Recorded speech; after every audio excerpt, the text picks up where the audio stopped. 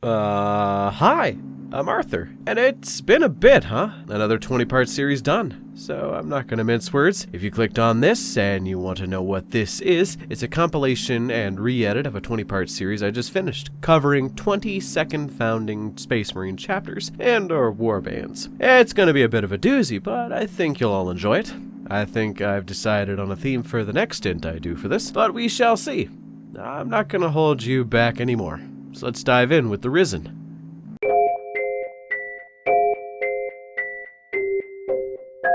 So what legion is first? The Dark Angels, which are cool. They are one of the legions that has definitely grown on me as I have read more 40k literature. They have a lot of interesting second founding chapters. I was initially considering covering the Angels of Absolution, because they have a bit of a funny perspective on the matter of the Fallen, where every other chapter of the Dark Angels looks at the Fallen Angels and go, oh, yeah, we have a lot of shame to bear in this regard, but we shall redeem ourselves. The Angels of Absolution said, nah, we good. We didn't do shit. And literally white-pilled themselves into no longer having depression. It's kind of silly. But after a great deal of thought, I realized that maybe the Angels of Absolution aren't the best chapter to start with here. And Dark Angels are pretty relevant in the lore right now, anyhow. So, if you couldn't tell by the name of the video itself, well, I'm covering the Fallen, and the newly created Risen. So, who are the Fallen, and why are they important? The Fallen are an anomaly in 40k, or at least they have been for quite some time. Essentially, due to some issues and a falling out with a mentor figure, the Lion sent his adoptive father, Luther, back to their homeworld of Caliban in order to train the new recruits, but also because the Lion realized pretty quickly that Luther wasn't really to be fully trusted, as Luther almost let a nuclear device explode that would have killed thousands of the Lion's men. Which, to the Lion's credit, Luther was falling to chaos very slowly and subtly, so Lord knows how much havoc he would have wreaked upon, the entirety of the Dark Angels if he had stayed with the major fleet. So he was sent back to Caliban to train the new recruits, and from what we know for the longest time, the Lion showed back up to Caliban, the forces of Caliban fired on the Lion, and the Lion ended up firing back, murdering the majority of them and destroying Caliban. Luther ended up fighting the Lion and wounding him in a duel. Luther was captured, but the majority of the Dark Angels serving under Luther ended up escaping. These are the best kept secret of the Dark Angels. Refusing to acknowledge their failure, they ended up calling these Marines the Fallen, and decided to hunt them down to the best of their ability, torture them, get more information on other Fallen, and then kill them. That's what we knew for the longest time, but due to recent lore updates, we now know a bit more about them. To put it into perspective, we didn't know if the Fallen were loyal, traitor, or both, because some of them worked with Chaos, and some seemed to work with the Imperium. On the tabletop, you could actually run them as either depending on what edition you were playing, which is kind of nutty. So, due to a lot of recent lore drops, with the Son of the Forest and the like, we have learned that only some of the Fallen actually knew what happened. Only those close to the top of the ranks at the time knew that the forces of Caliban fired first. Most of the forces of the Dark Angels were lied to, and were actually told that the Lion betrayed them and fired on Caliban first. So many of the fallen angels thought that the Lion was the traitor, and they were still loyal to the Imperium and the ideals that it held. The fallen angels were hunted by their Imperial counterparts relentlessly, so they didn't really get a point to confirm if they had or had not betrayed the Imperium of Mankind. In between the whole torture thing. So, the Fallen just weren't given the correct information, but some still clung to the idea of protecting mankind. A good example, A main character to the Son of the Forest book is Zabriel. He is a fallen angel destroyer who meets with the lion, and apparently, for quite many years, he was protecting a small village of people who were in a chaos beast-infested wildlands. The lion, seeing his son, didn't kill him as he wanted to know what truly happened. One thing led to another, and the lion ended up realizing even though he wasn't the one who fired the first shot, he was wrong for being the one who wanted to fire the last. He slaughtered his own sons at the slightest provocation, and having it be pointed out as such and laid bare for the world to see was very eye-opening for him. As recompense, the lion offered him the ability to serve for the greater good of humanity once again, as long as Zabriel did not serve the forces of chaos. Thusly, the Risen were created. A faction that sort of came about because the lion had acquired a new teleportation-based power that caused him to hop between worlds, going through some ancient, ethereal, totally not wood-elven forest that would allow him to reappear on a different world. But the caveat is that every time he appears on a new world, there's some kind of fallen angel on there. And he would eventually discover them, speak with them, and ask if they would like to serve with him, which is the major difference between the old lion and the new lion. The old lion would not have given them a choice. It was either serve me or die. The new lion is learning from his past mistakes and maturing to realize that he can only ask them to serve him. Forcing them to serve would only cause what happened before to happen again.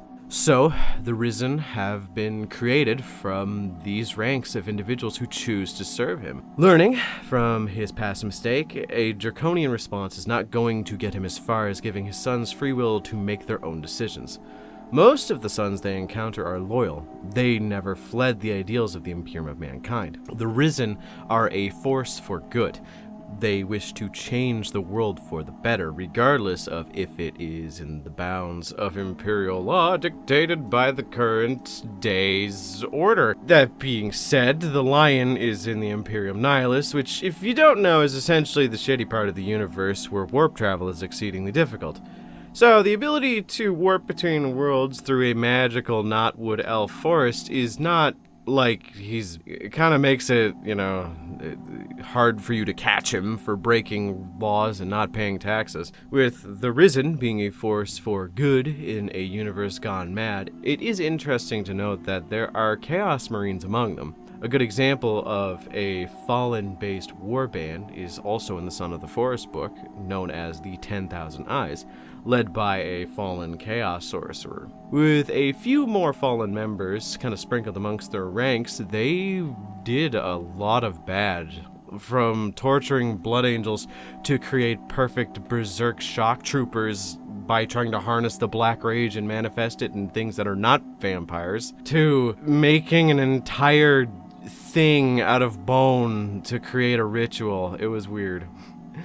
But they were incredibly evil and wanted to do a Dark Angel-style psyop where they were going to brainwash a chapter master and send them to Terra to meet with the Emperor and kill him. Which they ended up trying to do that with the lion, but you don't fucks with the lion is kind of the end point of that story. They ended up getting dealt with, but it was pretty funky.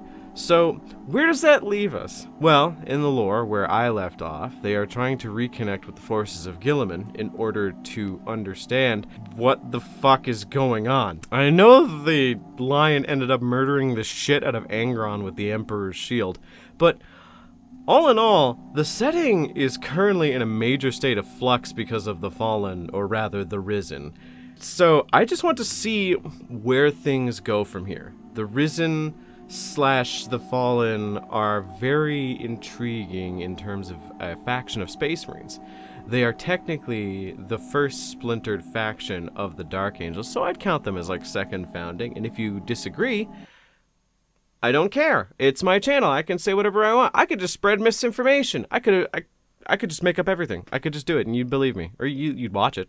But in terms of fighting style, the Risen probably would outclass the majority of current day Space Marines due to technology and just eons of fighting. They might not be as good at fighting other Space Marines, but they are sure as shit very well equipped with ancient combat weapons like a Tyrannic Greatsword, plasma burners, plasma casters, just Great Crusade era Dark Angels tech, which is fucking dangerous. They are so fucking dangerous with the ability of the Lion to teleport them wherever they want that I think they're going to make a lot of waves in the Imperium Nihilus, especially because at the end of the Son of the Forest book, they ended up meeting with Commander Dante, which that's going to go places.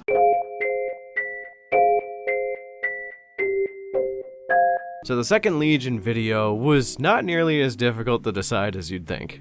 See, for the uninformed, there is no Second Legion. They were erased from history, and aside from insane ramblings about fan theories or covering an AAU of some sort, there really isn't any analog I could go off of. So, what to do in that case? Well, you'd be surprised, but, Grey Knights were the obvious choice.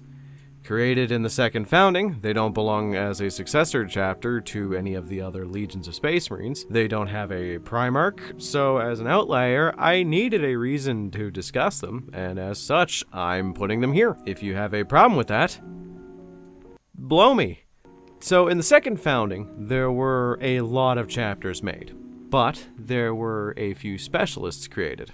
The Grey Knights were one of these specialists, and if I'm being honest, they have one of the weirdest backgrounds in the setting. Basically, with the rise of demons, chaos, monsters, and Fulgrim, Malcador the Sigillite, the right hand and best friend of the Emperor, realized that he needed a specialized task force to deal with most threats that would be to the Imperium that require a bit of a psychic touch. Even if some of the members were from the legions that turned traitor, as long as they were loyal at heart, he inducted them into this pseudo-legion known as the Knights Errant. It contains some of the most interesting members of the traitor legions, like Nathaniel, My Sword is Long, My Balls are Heavy Garrow, Saul Tarvitz, and DJ Big Nasty himself, or Garviel Loken for those who only know him formally. These elite members were tasked with being the Hand of Malcador. Now, my research into these fuckers is minimal and only just beginning, but what you need to know is that at the end of it, during the Second Founding, the Grey Knights were founded from them. Now, were they using a mixed gene seed of all the members? No. They went somewhere a bit funkier and cultivated gene seed organs using the genetic code of the Emperor, because they all needed to be the best Space Marines possible. They were created to be incorruptible, psychically charged, and able to fight demons head-on, and have equal footing most times. Clad in the best war gear in the Imperium next to the Custodes, the Grey Knights are a peculiar chapter. See, in the setting, there is the Inquisition, tasked with dealing with any threat to the Imperium that operates above the boundaries of the law that the Imperium has. The Inquisition was initially divided into two sections, the Ordo Xenos and the Ordo Malleus, with the former dealing with threats of an alien persuasion, such as a gene sealer infestation and people wanting to fuck Tau women, and the latter specifically inclined with dealing with demons and chaos as a whole. Both ends have a specific chapter of Space Marines dedicated to them, but we shall cover the Death Watch at some point in the future.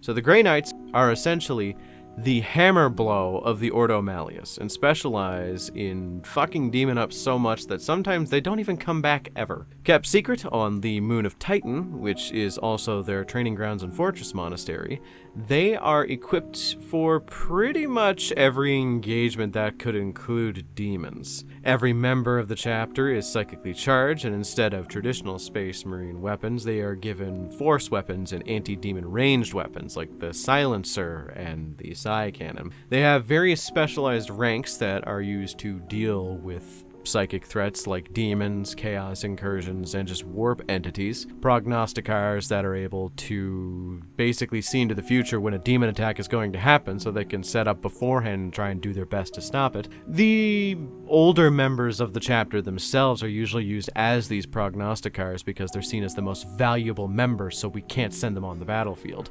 Or they are used to train new Grey Knights. And speaking of the level of training, they fight with probably the highest degree of skill that any army is going to have in terms of Space Marines. And honestly, on the tabletop, that kind of shows. As when you are playing a 2,000 point game, you have like 6 units? 7 if you take extra infantry? And if you're being silly, maybe a few rhinos, but like that's it. They are an elite army that has a bit of a weird history. So here's where I go on an unhinged fucking meltdown about the Grey Knights because their entire history in lore is a bunch of fucking wacky nonsense. Because apparently no one knows how to fucking write these weird grey nerds. I'm not kidding. There are so many inconsistencies in how they are written in comparison to their power scale that by fucking Jove, it is sometimes crazy to hear the stories they are involved in. I'm going to get it out of the way, but before you ask, there is one story that if you know anything about the bad writing of the Grey Knights, you've heard it. It's kind of a rite of passage if you're a spicy meme man like myself to have to bring it up at some point, but oh ho ho! The Grey Knights are supposed to be nigh uncorruptible, meaning that chaos cannot get purchase in their soul.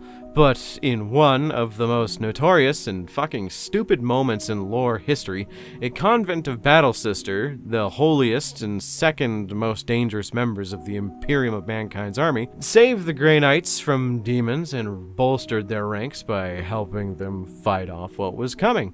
To which the Grey Knights, in response, ended up murdering the whole convent of Battle Sisters to get their blood to make them even more uncorruptible in the face of demons, which makes no fucking sense, because there was no threat in any way. In lore, there is only ever history of maybe one Grey Knight who was corrupted, and that was a Grey Knight trapped in the warp in the realm of chaos, fighting his way to Slaanesh's palace in order to kill the Dark Prince. He made it all the way to Slaanesh, and it took being in the presence of a god of chaos for an extended period of time for the Grey Knight to buckle a little bit. Rumors of the Purple Knight aside, yeah, the Sisters of Battle blood story is fucking stupid and goofy and stupid. But on top of that, you have stories of such feats of strength that it kind of feels like somebody out there wants them to be the protagonist of 40K without the consent of GW, the other authors, and God. Like, apparently, the Chapter Master's Supreme Grand Master, Kaldor Drago, carved the name of one of the Grey Knight Supreme Grand Masters prior into the heart of fucking Mortarion after uttering his true name to banish the Demon Primarch back to the Warp, which he's apparently able to fight a Primarch one-on-one and be kind of okay with his little tricks and his little traps and weird magic bullshit, which, speaking of bullshit, that is bullshit. Being within a square kilometer of Mortarion and not being a Primarch is liable to make your fucking health insurance premiums go up, so just being in front of him and being uncorruptible isn't going to help. Fuck the gene seed of the Emperor. Some stories have Grey Knights even teaming up to fight a greater demon, and with maybe the loss of 4 guys, they kill a supercharged Slaaneshi demon hopped up on ground up Eldar Warpstone crack. But in other stories, you have Grey Knights fighting alongside other chapters, struggling to compete against heretic Astartes like the Death Guard, which is fucking insane to think about. The difference between Death Guard Plague Marines and a greater demon on Eldar Coke. This scale is inconsistent to say the least. But it's time for me to give my opinion rather than pointing out the little inconsistency. The Grey Knights, to put it in understandable terms for you, Imagine that one friend you had in high school, maybe junior high, who walks up to you and asks if you want to learn about his fan-made Pokemon, about how cool it is and how much stronger it is than every other Pokemon, but is still super low-key, not the strongest Pokemon. He goes off about how it has some like hyper niche, super cool ability that no other Pokemon can use, and he's like the bestest at everything, and he's Steel Psychic type because those two together are fucking the coolest combination, don't you know? But the second you bring up how other Pokemon are better or you don't care, he has a fucking meltdown. Yes, I'm comparing Grey Knights to Sonichu. Calm the fuck down, we are all adults and can see how they all come off as the Gary Sue do not steal OC who's good at melee shooting, kill the demons, cannot lose. Their leader can bench like 40 plates LMAO with no arched back. I think I'm letting my heart bleed out a little bit here because, to be honest, I just really don't like the Grey Knights. I just don't like the idea of a chapter being flat out better than other chapters of Space Marines. I like there being hyper niche focused. We do this specific task better.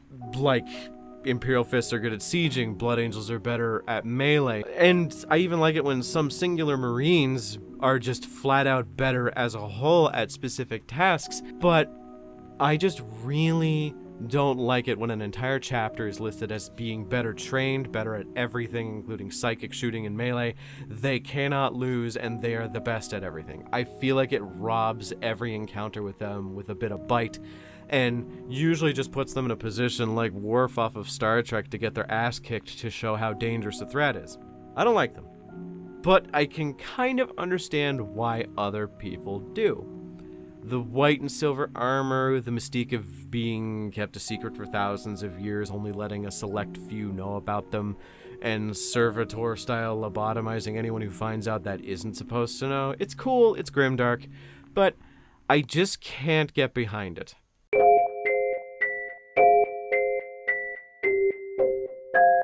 So the topic of today is going to be more of a theory piece than an actual dissection of a chapter.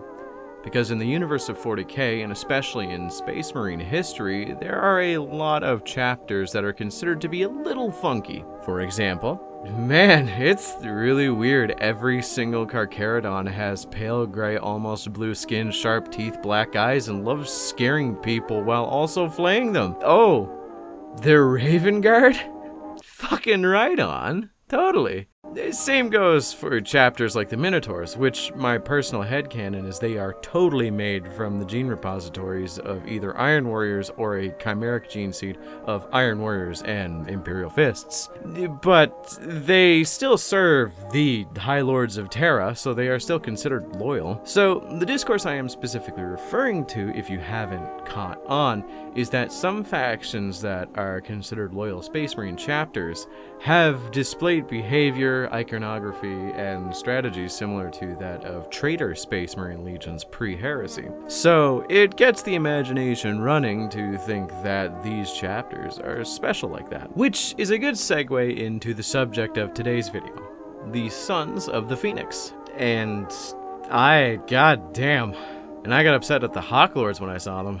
Formed in the Ultima founding, which was the weird founding of Space Marines where they created a shitload of Space Marine chapters exclusively made of Primaris Marines, these brand new chapters were created from pure gene stock that Belisarius Cawl had saved and tinkered with to make it more stable. Now they are all still privy to a bunch of different gene seed defects, but it's less likely to manifest. I do think it is interesting that he has 100% confirmed stored traitor gene seed though. It's confirmed I think in either book 1 or 2 of the Dark Imperium series in a conversation that he had with Guilliman.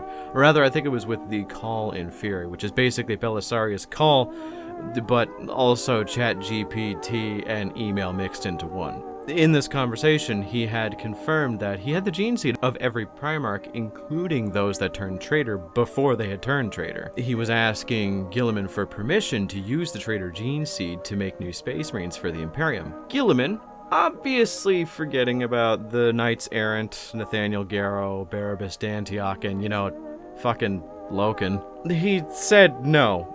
And I can kind of get why. If they fell before, they could fall again type beat, even if they were indoctrinated, especially in the case of the Emperor's children. I feel Fulgrim would go exclusively out of his way to corrupt any sons that he didn't know he had. Mostly for kicks, also just to stunt on people. So the question here is, did Call listen? Ain't no goddamn way that fucking robot spider monster crab listened. He totally created new Space Marines in the Ultima Founding and just lied about it. Look at this, the Covenant of Fire. They believe in capturing ancient religious knowledge, absorbing it, and then burning the books, and spreading the word of the Emperor as a god. Oh fucking gee, I wonder if they're truly Salamander successors. Damn, I guess we'll never know. With that in mind, I'm not gonna be so tinfoil hat that I immediately agree with the conspiracies, because the Sons of the Phoenix don't have much lore. There is a decent amount of art, and even a pretty decent webcomic right now being made about them, but to look at them as they are now, there isn't really much to kind of discern about them. Just a few codex entries and random books spread out between 8th edition codexes and current codexes. So I'm going to present two theories to you that are the two possibilities, and you just discern which one you prefer. This decision is going to be made out two ways, like I said. One, they are indeed Imperial Fist successors, or two, they are actually Loyalist Emperor's children. Both are actually a lot more credible than you'd think. They could be either or. So, the lore to this point is that they are incredibly brazen. They charge headlong into firestorms they created to fight in melee with the targets of their war. They have a high degree of martial fervor and a devotion to the Emperor as something to be worshipped and led no matter what. They have a purple, white, and gold color scheme and are constantly on crusade. That's a rough summation of what we know. There are a few minor bits of them having skirmishes with the Thousand Sons once upon a time, and a few other minor wars. I say minor, but one of them was on Vigilus, which if you didn't know, that was a thing that happened.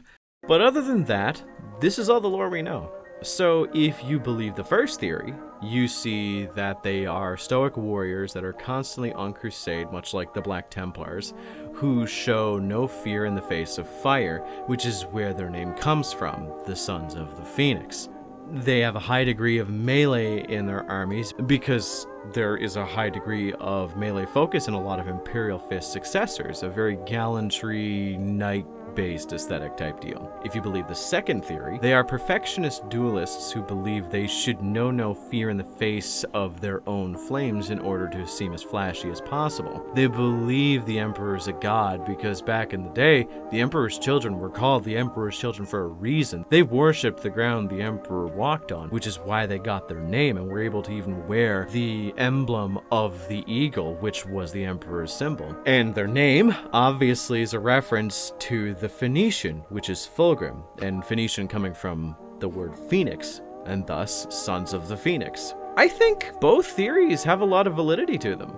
And generally speaking, you can view them however you want. Their armor scheme is beautiful. And I like that there is a nod to the Black Templar bit I mentioned earlier. They are often in crusade like the Black Templars, which is an Imperial Fist successor. And the candles on the power packs that you see in the models, that you see a lot of conversions doing, is actually from the Black Templars Primaris upgrade kit that you can buy. So it's really up to you what you believe, because no one can prove you wrong. Both have merit. I personally like to believe the latter because it leads to a lot more interesting storytelling in my own mind, which leads me to the Ember Phoenix webcomic. I'm not going to spoil anything and I'm not going to show off too much art, but basically it's a fan comic that greatly expands upon the lore possibilities of the latter idea I mentioned, that they are in fact a successor chapter of the Emperor's Children. It's pretty good, and if you like 40k fan media, I would suggest giving it a read, because it's pretty good. And if you like the Sons of the Phoenix and the idea that they could be Emperor's children, then it's definitely for you. Make sure to follow the artist who does it, because they update it pretty frequently, last I checked. I'm probably going to cover more factions that ride along this theory in the future, because personally, I believe a few other chapters are either completely occupied by Traitor Genestock, or at least are chimeric in nature, like mixing multiple different gene seeds together. But that is for a future date.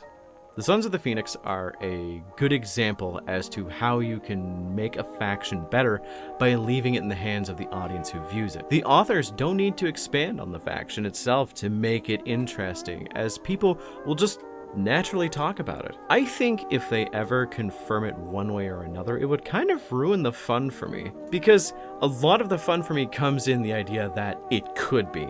So knowing concretely if it is or it isn't, it takes away that little bit of mystery, that mystique that comes to it.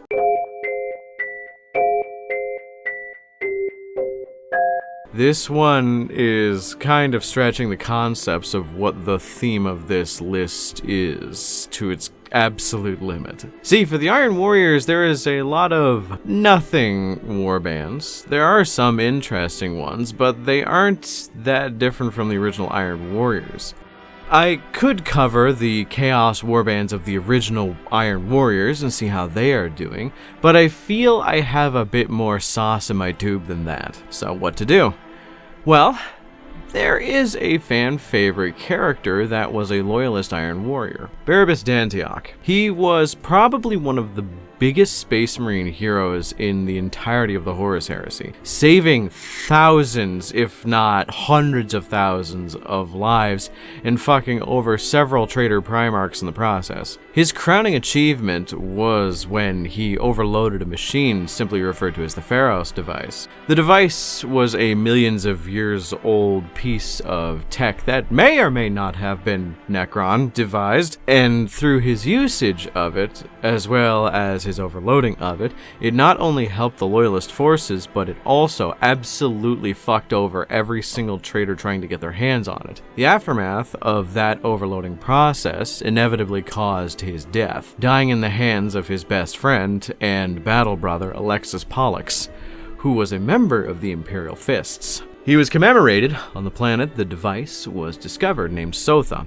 as a hero. The Traitor Redeemed was the title they usually gave him, and his mask was used as a badge of office as well as a symbol of honor for a chapter of Space Marines on the planet of Sotha that I like to think are his will made manifest in the modern day. The Scythes of the Emperor, which I have more than once gotten confused for the Marines Malevolent. They are a chapter formed from a single company of Space Marines from the Ultramarines during the days of their Legion size. That company was stationed on the planet of Sotha to protect the Agri world itself.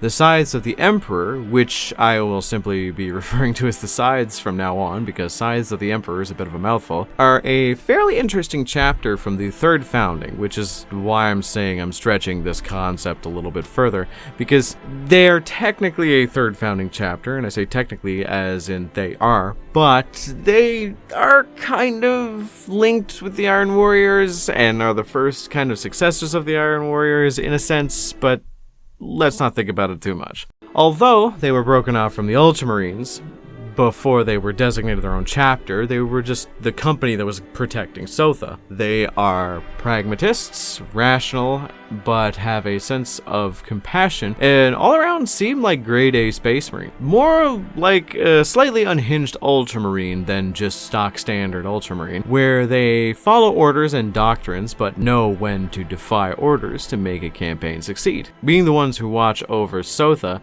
has left them in a bit of a weird situation, because if you look up Sotha right now, it's dead.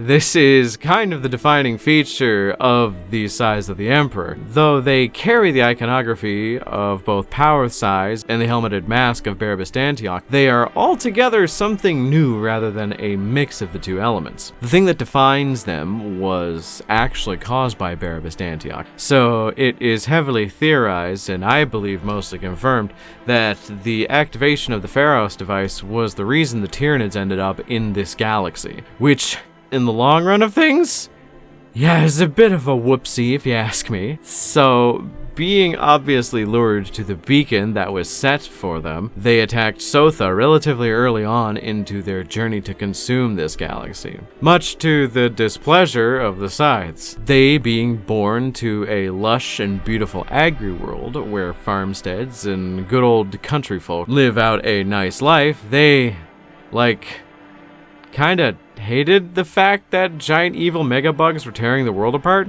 Much like every other space marine would, they fought tooth and nail in order to save their world, which, if you read many of their books, you realize they totally fucking didn't. They ended up losing Sotha on about 90% at minimum of their chapter to the bugs, which may have left a teensy bit of a mental scar for them to especially hate Tyranids, in that kinda super xenophobic way that Space Marines can hate things. It has led to a pretty successful career for some who went into the services of the Death Watch, though, so there is that. Stoic, pragmatic, and also resigned to their fate, with Sotha gone, they are down to barely any firstborn Marines. But with the arrival of Belisarius Cawl, they are receiving new recruits of the Primaris gene stock to reinforce their devastated ranks. This has left them with a very interesting mindset. A lot of the old guard firstborn Marines are tired. They fought, they lost, and they bear the shame of them knowing that they didn't die with the other brothers they had. They have a very mixed opinion on the new Primaris Marines. On one end, they are happy someone else will take up the flag to murder as many space bugs as possible, and that their chapter will live on because they are just tired of it. But they also, on the upper echelons of the chapter, express a degree of grief simply due to the fact that they are just getting replaced. They worry about the loss of history and the mythologization of Sotha rather than the exaltation of its beauty and what it actually was. The passing down of rituals to people who know nothing of where they came from. It's pretty heavy stuff. And I think it does bring into question yet another example of how Primaris Marines shake up the setting and give it a new perspective to see how people react to things. See, there's this term I use. I don't know if it has an actual term for it, but I describe it as a narrative bomb. Basically, you take a bunch of interesting characters, put them in the same location, and then make them have to deal with a problem they don't immediately know the solution to. Then you just watch and see how they would react. You can get some interesting character writing from scenes like this. A chapter master talking to the new members of the chapter that are set to replace him. He wants to quit, but a part of him sees what will happen in the long run if he does. There isn't any correct answer to the problem here.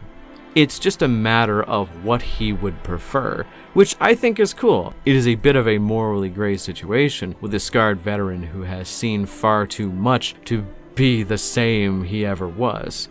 The Scythes of the Emperor, being a sort of honorary chapter dedicated to one of the Imperium's greatest heroes, is not actually an unseen precedent. More recently, you have the Soul Drinkers, who had sacrificed themselves to stop the spread of Chaos Taint in their chapter, getting an honorary chapter of their own from the gene stock of the Imperial Fists, during the Ultima founding, of course. You also have the Mentor Legion, to a lesser degree, coming from the gene stock of Guilliman, which were made to fill the spot of the Star Scorpions, that had turned into a traitor warband known as the Pure. Thus, the Mentors carry the same chapter number and the same colors as the Scorpions, essentially trying to wipe the Scorpions out from the record and replace them so that no one can remember their shame. The idea of honorary chapters is something I think could be very expanded upon. And the Scythes of the Emperor are a classic chapter that have a very fun set of one-off characters. Listen to the Scythes of the Emperor Daedalus audiobook. There is one crazy fucker who suicide charges a Harridan with his jump pack and a chainsword and nothing else. Dog, my pronouns are he, they, because I will never be him.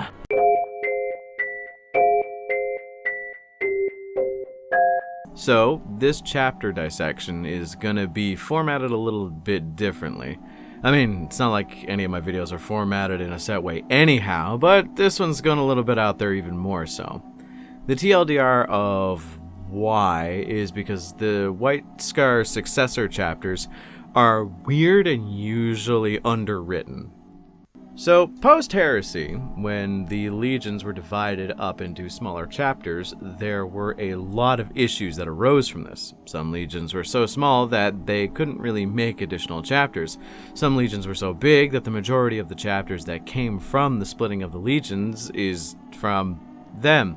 But the one thing I noticed between all chapters is that you very rarely hear much about the White Scar successors. Everyone has a favorite successor chapter from the legions, but the White Scars never really get brought up. Perhaps I am incorrect, as I only knew about a handful of White Scar successors going into this, and only by namesake, and some I didn't even know were White Scar successors until I had to do the research into this. So today's topic is a result of that. When splitting up the Legion, Jaghatai asked for all his successor chapters to follow their own path.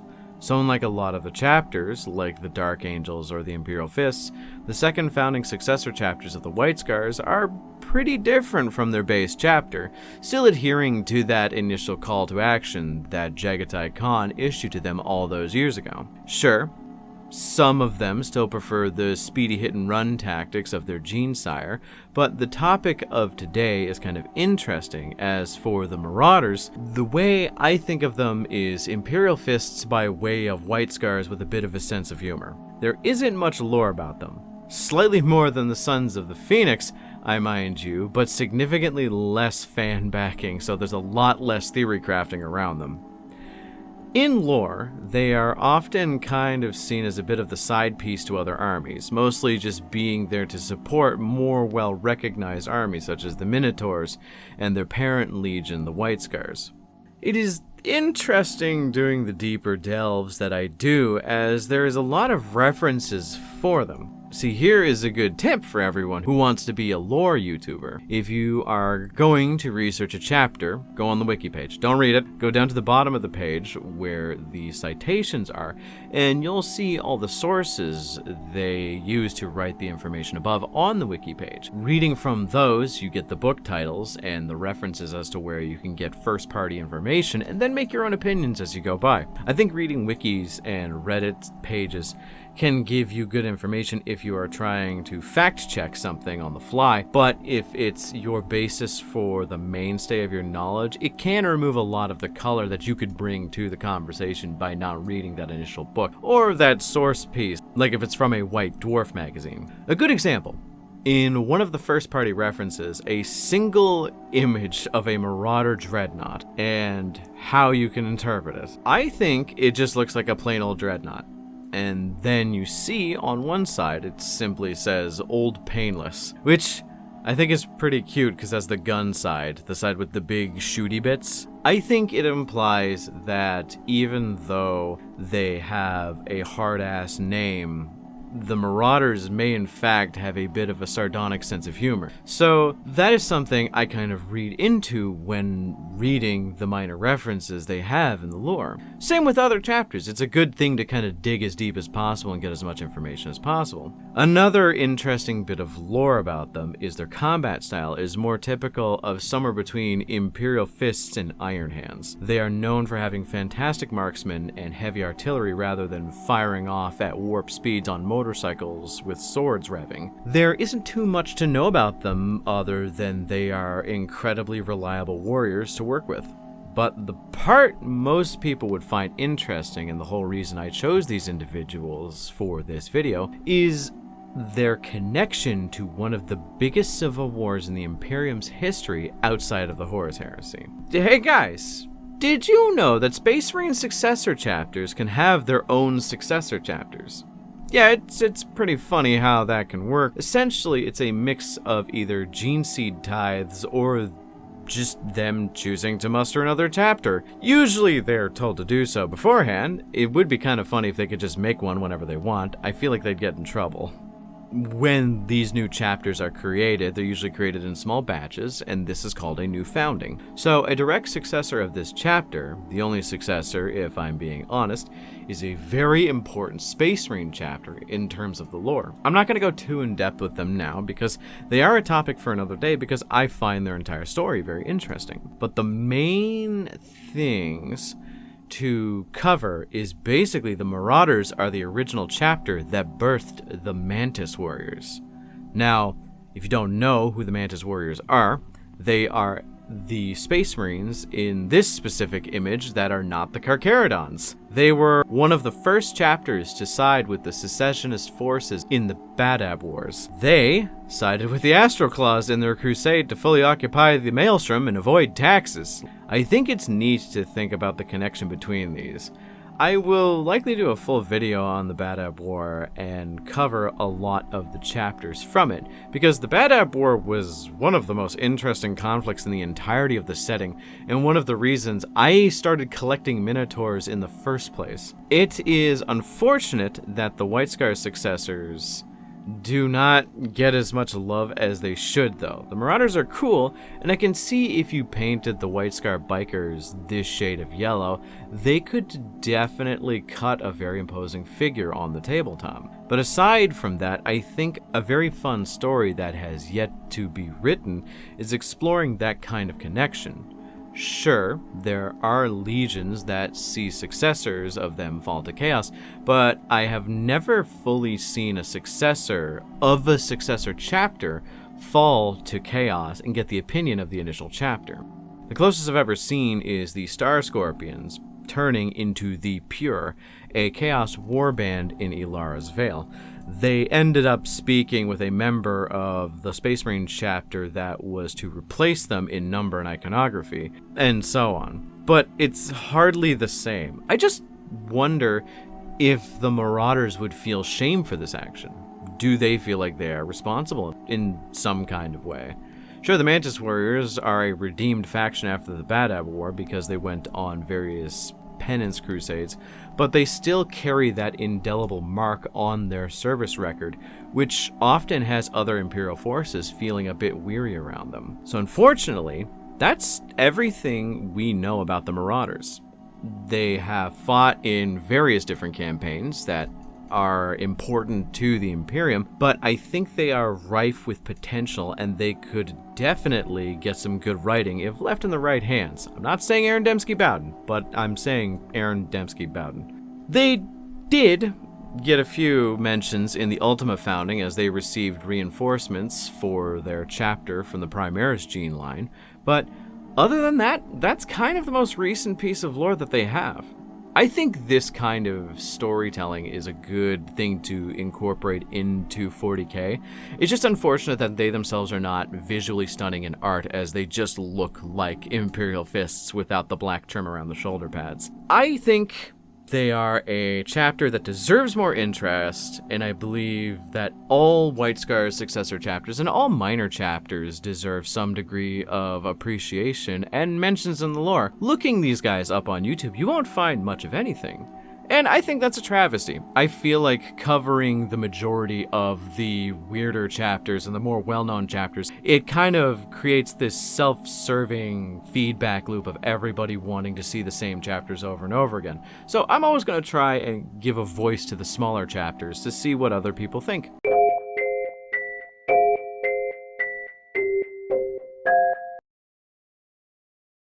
The topic of today is going to be tough to cover. I have written 3 different scripts and recorded twice, and each time I didn't like the end result. It did not have the flair that I usually like to project towards all of you. That out of the way, I have some splaining to do, because the endless amounts of theories I have been pondering, discussing, and screaming about have all ended with failure after failure, followed by me having more discussions with other individuals about how I could write this and do even more research as to who they are and what they are.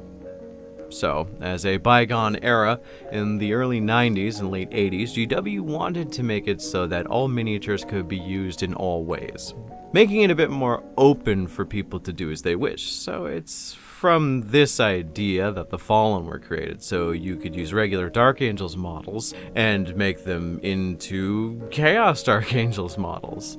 The whole model of marketing different successor chapters is for this express purpose.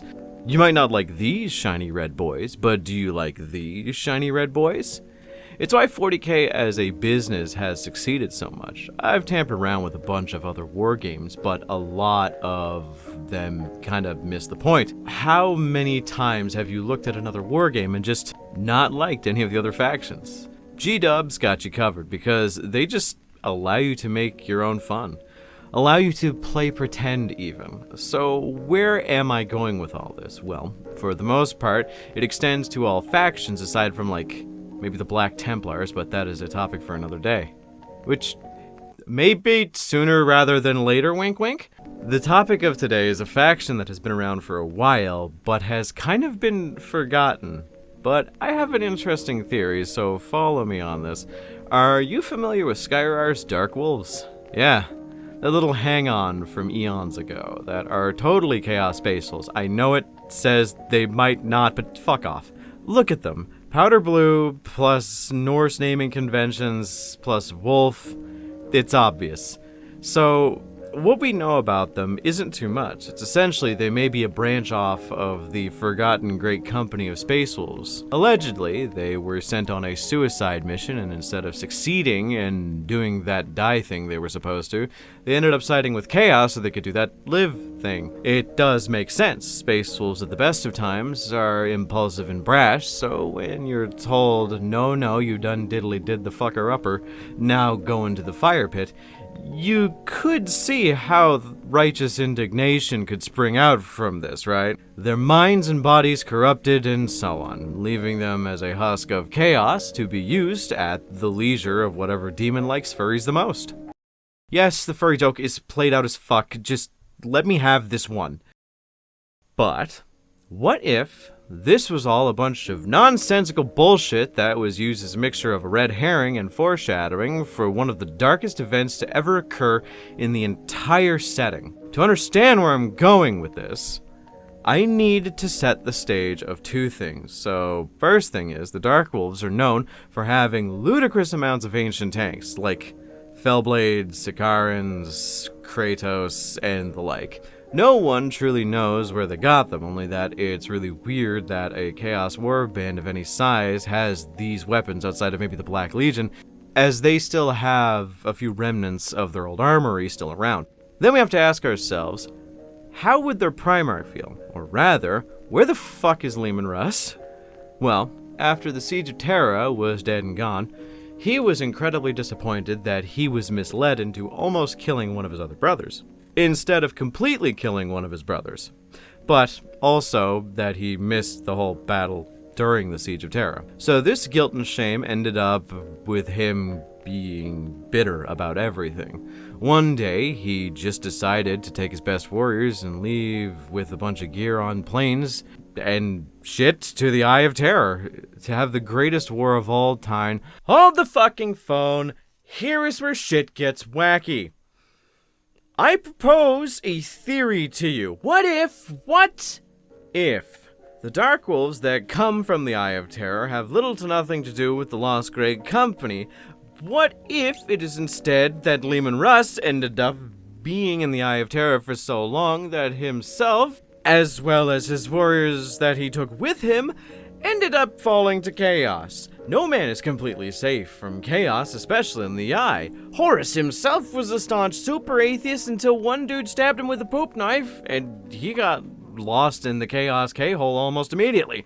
So, would it be understandable for Leman Russ to go a bit too berserk one day when fighting demons and have his sons go along with him? It does make sense, but here is where I compound it. Outside of the Eye of Terror, it is nigh impossible to corrupt the sons of Russ. So, how is it that an entire faction of duders used to going on suicidal charges ended up falling to chaos when sent on a suicidal charge to redeem their honor? Easy. What if their dad was just there and offered them a chance at redemption and further glory?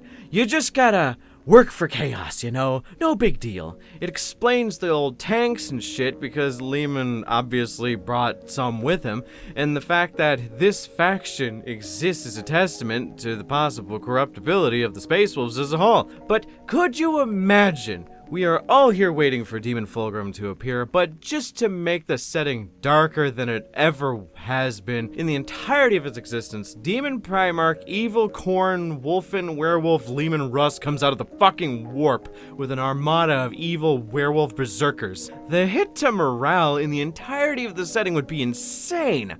The Lion himself would probably need to start taking Super Prozac to be able to get out of the bed in the morning. The logistics of fighting an extra Demon Primarch would be fucking interesting, because Leman was the executioner of Primarchs.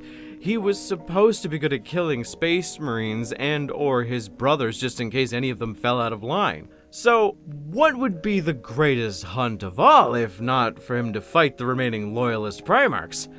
I think him returning with old-ass legionaries from the Horus Heresy who were loyal and turned traitor would probably shake up the setting so much that it would probably bring a new age to 40k. Now, the question you are all thinking is this possible? And the answer is... fucking... no. Are you insane? You know how fucking vindictive Warhammer players are? GW said you can't run generic Dreadnoughts or Forge World minis in competitive anymore. Not open narrative or just playing with the homies, just competitively, and people started lighting actual fires because of this. So telling loyal Space Wolves that their faction leader isn't going to be playable for them unless they choose to side with Chaos is going to have likely the same result. Also, GW is allergic to fun, so there is that.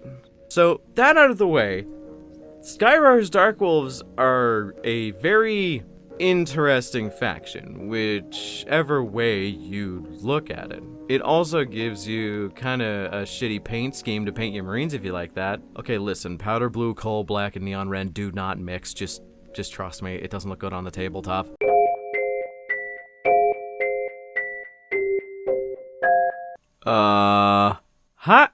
No. The time for pleasantries is over. The time for war has begun. Arm yourself, brother, and listen to the litanies of the chaplains, for our foes are many and strong, but nothing can match the might of the crusade. Our weapons are forged for higher purposes than that of any Xenos, heretic, or witch. We will hunt them down and drag them into the light of purgation's flame.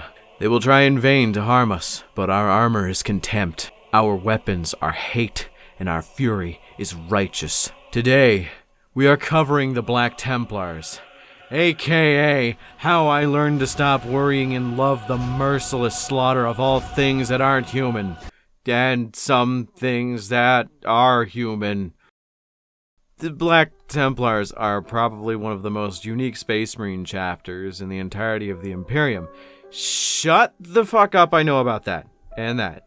And I guess that? I mean, Silver Templars aren't exactly... never mind. The Black Templars are a chapter of Space Marines that say fuck everything aside from min-maxing killing every single enemy of mankind. They do not show compassion, they do not care. They show no mercy, and they bind themselves to whatever war they are attached to until it is done or until they are dead. They are endless, merciless, and incredibly dangerous. To the point where Imperial citizens are like, a secondary objective in comparison to that of every other thing that is to be done during any kind of crusade or campaign. Before I start foaming at the mouth like a raving lunatic, where did the Black Templars get started? Well, in the shattering of the legions into smaller chapters, you had major captains from the legions be put as the first chapter masters of 10 or so new chapters. Each of these chapter masters are legends in their own right, but none stand taller, none are more important in my eyes, and you can go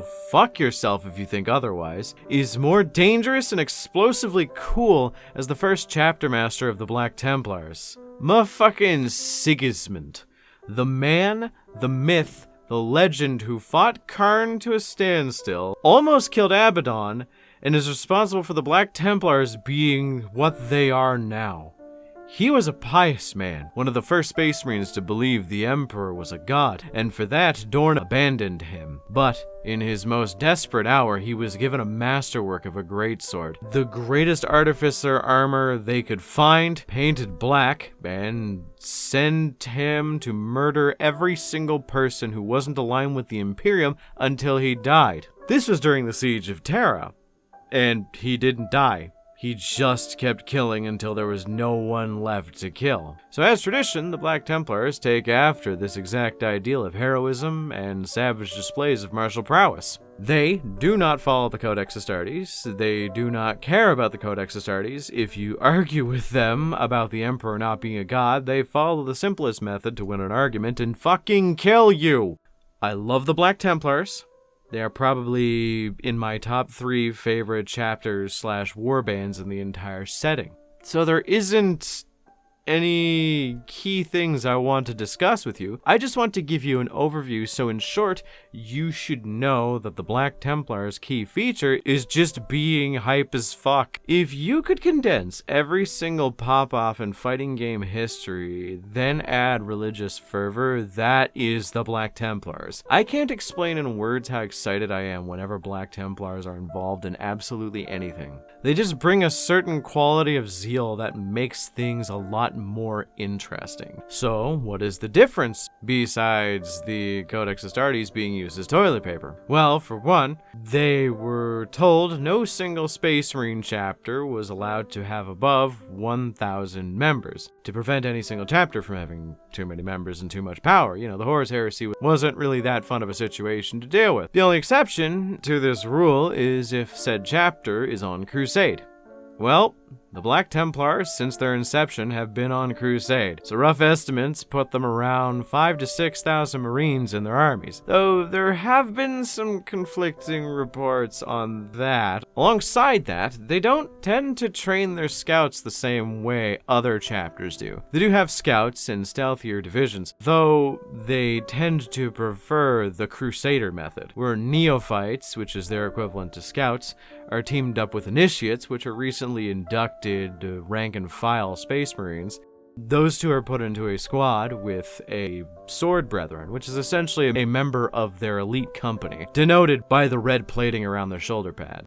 Sword Brethren are veterans and number 1 on my do not fuck with list of Space Marine chapters. Right after going up to a Marine's Malevolent and telling them you have contracted Ligma, they learn how to engage in Glorious Crusade from the Sword Brethren, and the initiates teach the neophytes how to fight. It's so fucking radical. They have very specific reverences for chaplains. Because of their intense zeal and belief that the Emperor is a god, their armor is completely black, with only white iconography rather than the white shoulder pads of the other Marines. Alongside that, they have the coolest rank in all of Space Marine existence. Essentially, they have this thing called the Emperor's Champion. This is an individual so blessed that he is given a divine vision to take up arms and assault the enemies of the Imperium. He dons artificer armor and takes up the Black Sword, a very similar weapon to Sigismund's Great Sword from the Heresy. They then go out to kill literally everything they can until they are done. When are they done? When they're dead. This entire chapter is nothing but hyper-aggro Doom guys obsessed with killing demons, aliens, and anything they just didn't like on any particular day. I adore this. The black armor, the white shoulder pads, and God help you if you see the red trim on those shoulder pads. I think they are a fantastic aesthetic. If you look up Black Templars art, you will not ever be disappointed in what you see. Currently, they are spread out, helping different sectors of the galaxy waging war and flipping off the Inquisition whenever they can, because only the Emperor's own angels can be trusted to do what needs to be done. A small side note that I want to bring up, there's this event that's mentioned in the Black Templars lore but has never been expanded on, called the Howling. It's when they fought a super psychic alien cyborg known as the Caco Dominus, and apparently it was like a Horus Heresy level threat. Like, it killed billions of people, but the Black Templars killed it, and now it's a chapter relic that you could just have. Cool. The skull of the Caco Dominus. Cool. Whatever. They are one of my favorite factions, and I'm not in the minority there. They are everything that is cool about Space Marines doubled and then tripled. They are unironically crusaders trying to fight a holy war on the side of humanity. They are a knife to the throat of every single horrible monstrosity that would do harm to our worlds. They worship glory and they symbolize their dedication by chaining their weapons to their arms until the ripping and tearing is done. Though, don't tell them Sigismund got that specific tradition from the World Eaters, because you may just end up dead, probably dead. I remember when a tech priest of sorts called out a chaplain of the Black Templars for tech heresy, and it ended about as well as you'd think. I think the Templars are a wonderful faction with a wonderful aesthetic, and their chapter master right now, High Marshal Helbrecht, is one of the coolest looking miniatures in the game, as well as one of the most able swordsmen in the history of the setting, mirroring Sigismund in all but name. If you like crusading, you like war upon war, and you like being so pious you can't even run psychers in your army because you miss me with that nerd shit. If you like knowing you're right even when you're wrong, play Black Templars, and for God's sake read the fiction. But that's just my recommendation.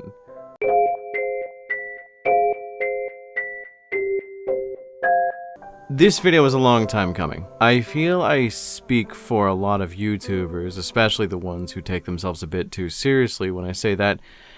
When I started doing these videos, there were topics I didn't want to cover specifically because I didn't think I had the skills necessary to do it. I wasn't the best at this when I started, and hell, I'm not that great now, but I think to some degree I am ready to discuss my favorite band of brothers in the entirety of the setting itself. If I were to pick top 3 favorite chapters of Space Marines, it would be Night Lords, Emperor's Spears, then Black Templars. The Night Lords are my favorite chapter, and Legion, just because of their story. It might seem kinda simplistic to everyone out there, but to me the idea of watching your father's mental health slowly deteriorate is one of the most depressing but somehow human things that has ever happened to a Space Marine. The Night Lords do not technically have warbands in the same capacity as other legions.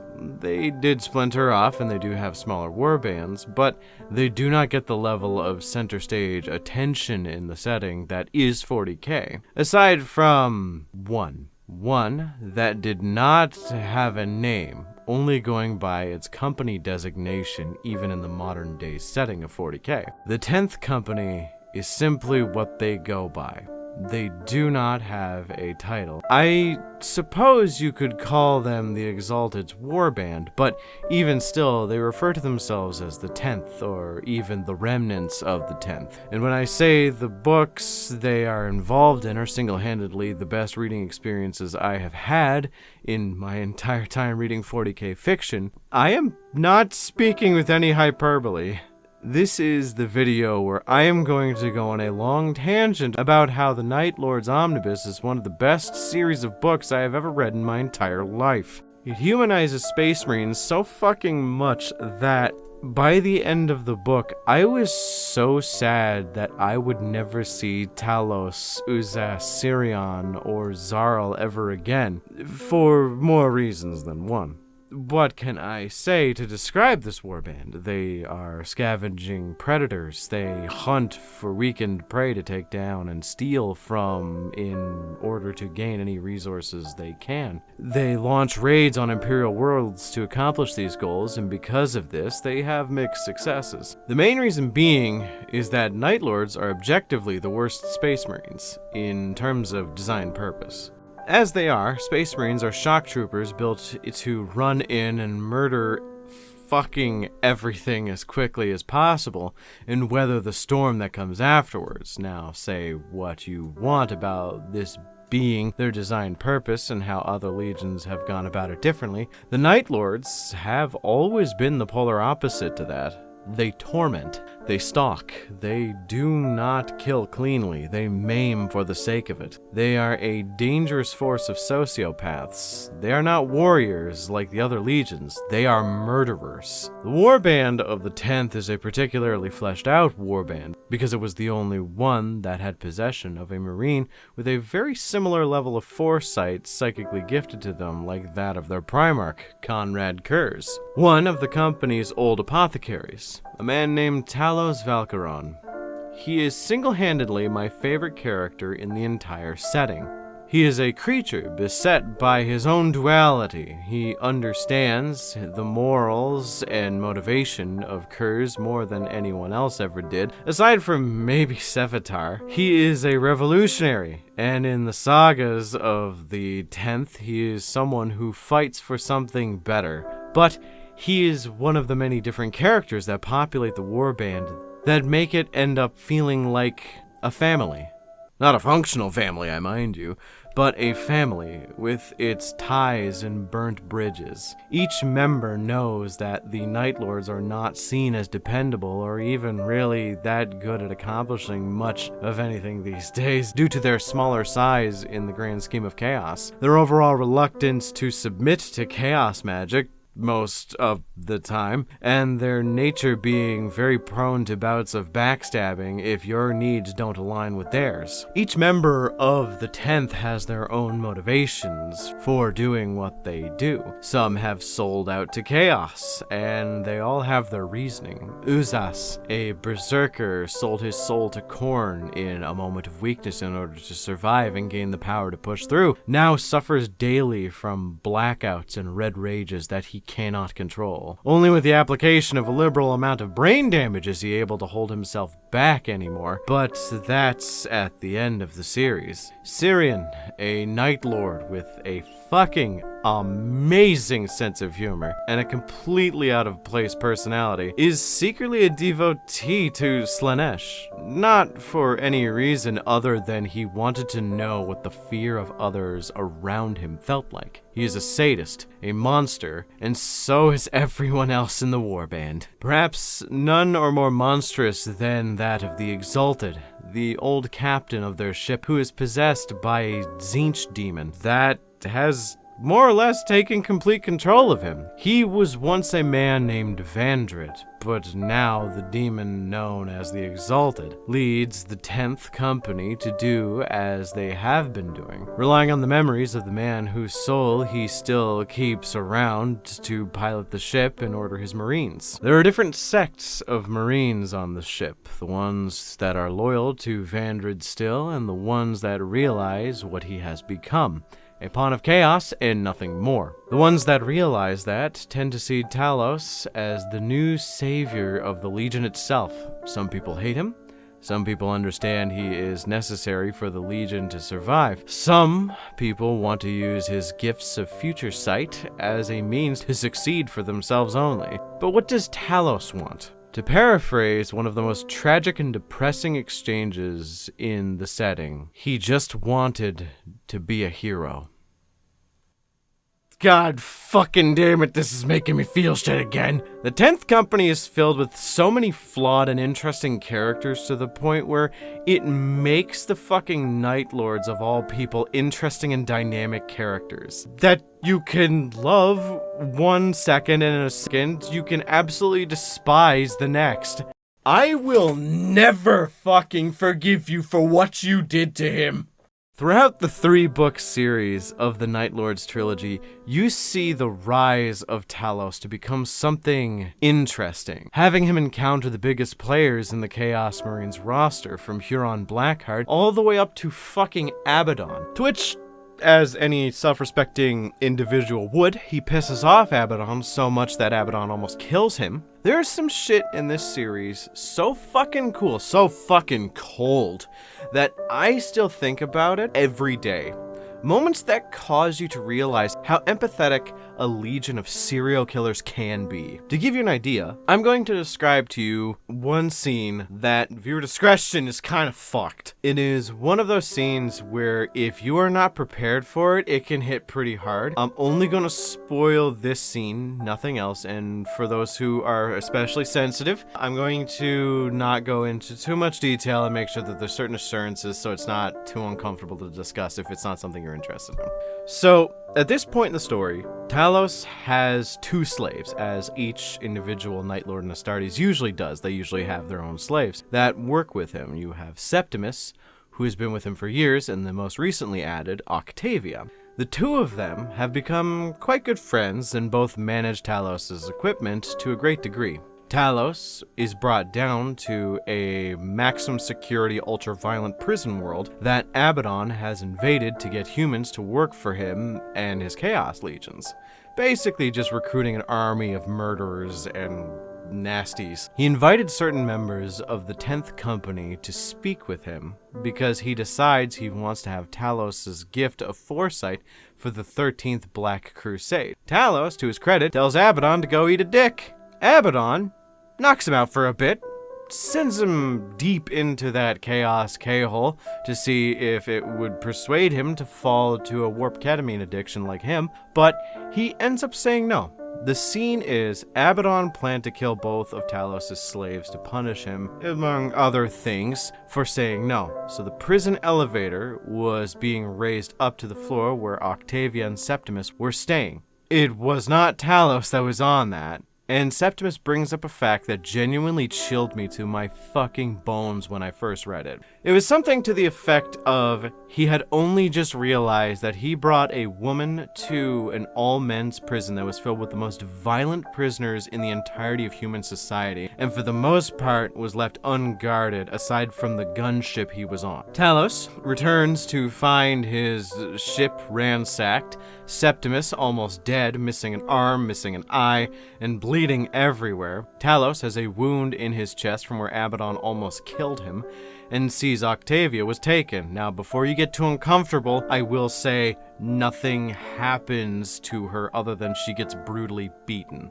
Because Talos looks towards Septimus and simply says, "I'm going to get her back." And Septimus says something so fucking hard that I think about it a lot. It's described that his white teeth are stained pink from all the blood that he was coated in. His single blue eye stares directly at Talos, and through the damage, he smiles painfully, bright and wide, and just says, "Good hunting, master." Talos then cleaves a bloody path through the entirety of the remaining prisoners like only a Night Lord can, cutting the power of removing heads and terrifying every single fucking man he comes into contact with. Eventually retrieving Octavia and using his own body to protect her. She's small and frail in comparison to him. Not worth too much, to be honest, but in a display of humanity, he lowers himself to protect a mortal. They escape after having killed every single person who was left alive that invaded that ship. And once they return, I'm not going to say what happens to Septimus. It's kind of fucking cool. But the scene I just described is a single section of the first book. I would highly suggest reading it, as the entirety of the series is a lot like that, where everything that happens feels dramatic and every single character moment feels personal. These books are definitely some of my favorite, for a reason, because these characters are amazing. I want you to read about this warband and fall for the Night Lords the way that I did.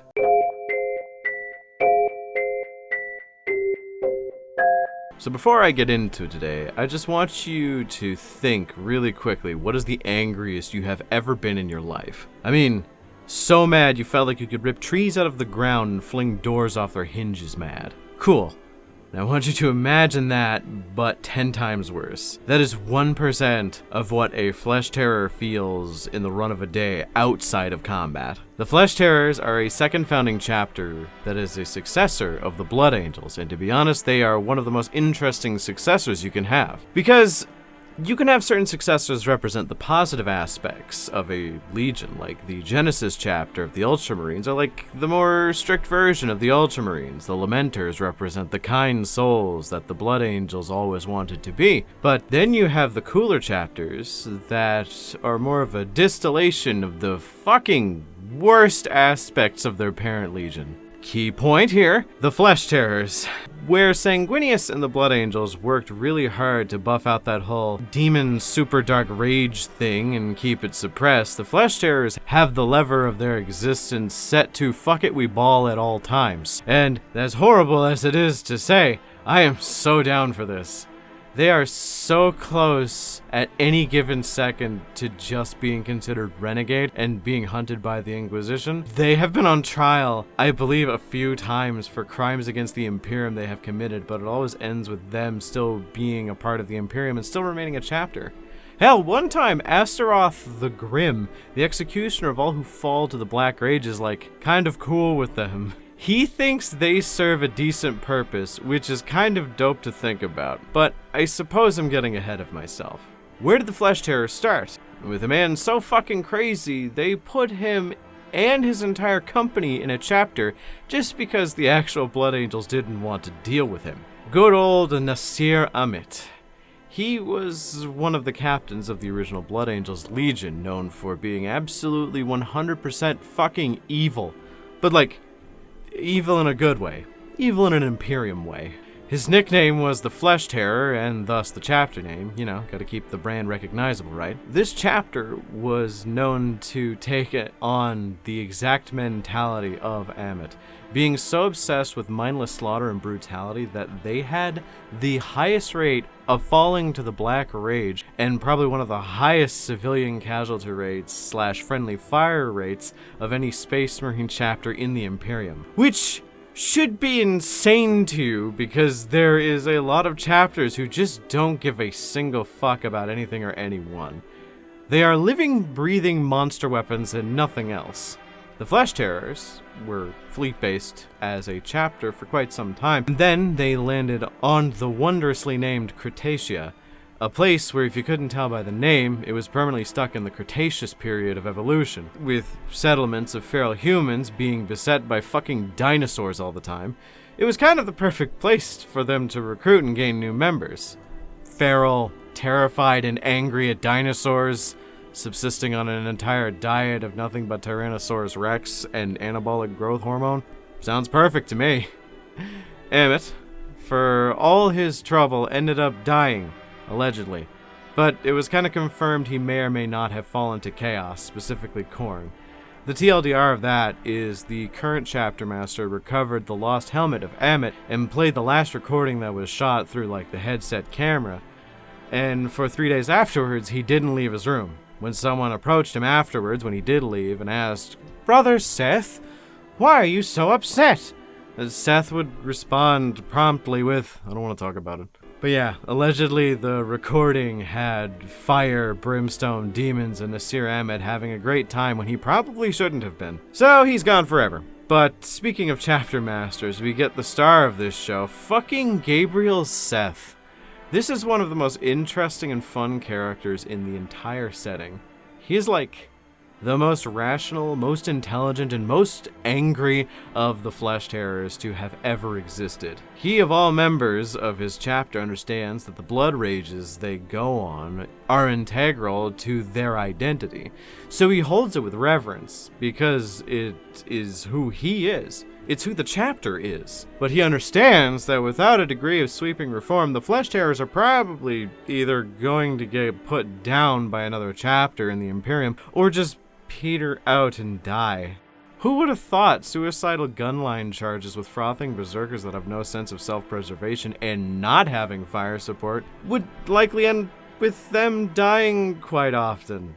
Also, they fall to the Black Rage very easily, so you lose a lot of guys even if you win decisively. A fun fact is, because they have such a high casualty rate for their Marines, they have almost never been at full strength. Now, I know that doesn't say much, because what separates their berserkers from the World Eaters and the Space Wolves doing the same shit? Well, essentially, the World Eaters are compelled because the nails in their brains make them omnicidal. They hate everything and can't think straight. The Space Wolves don't really hate you, they just really enjoy fighting, and it sends them into furies. The Flesh Terror's berserker is quite literally so angry that you can see heat shimmers coming off of them when they see you. He will murder his enemies, the civilians behind his enemies, and the allied forces behind that.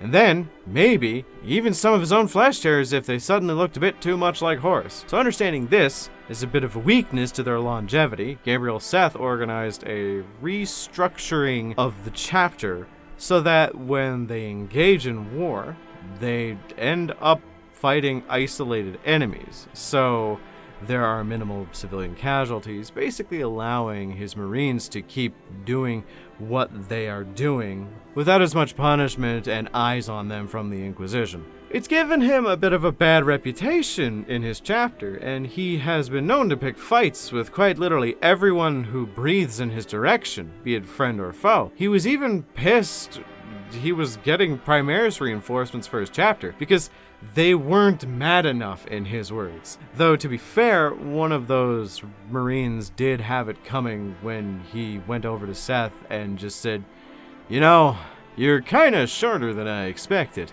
trying to punk him and kinda bully him, to which Gabriel Seth beat the shit out of him. He also said that he didn't want the Primaris reinforcements because they just reminded him of Ultramarines but painted a different color, which is kind of fun to say. He has a reason to be mad, I mind you. There has been assassination attempts on him from within his own chapter at least once, which, considering he's not dead, tells you how that went. So, he gets the pass here.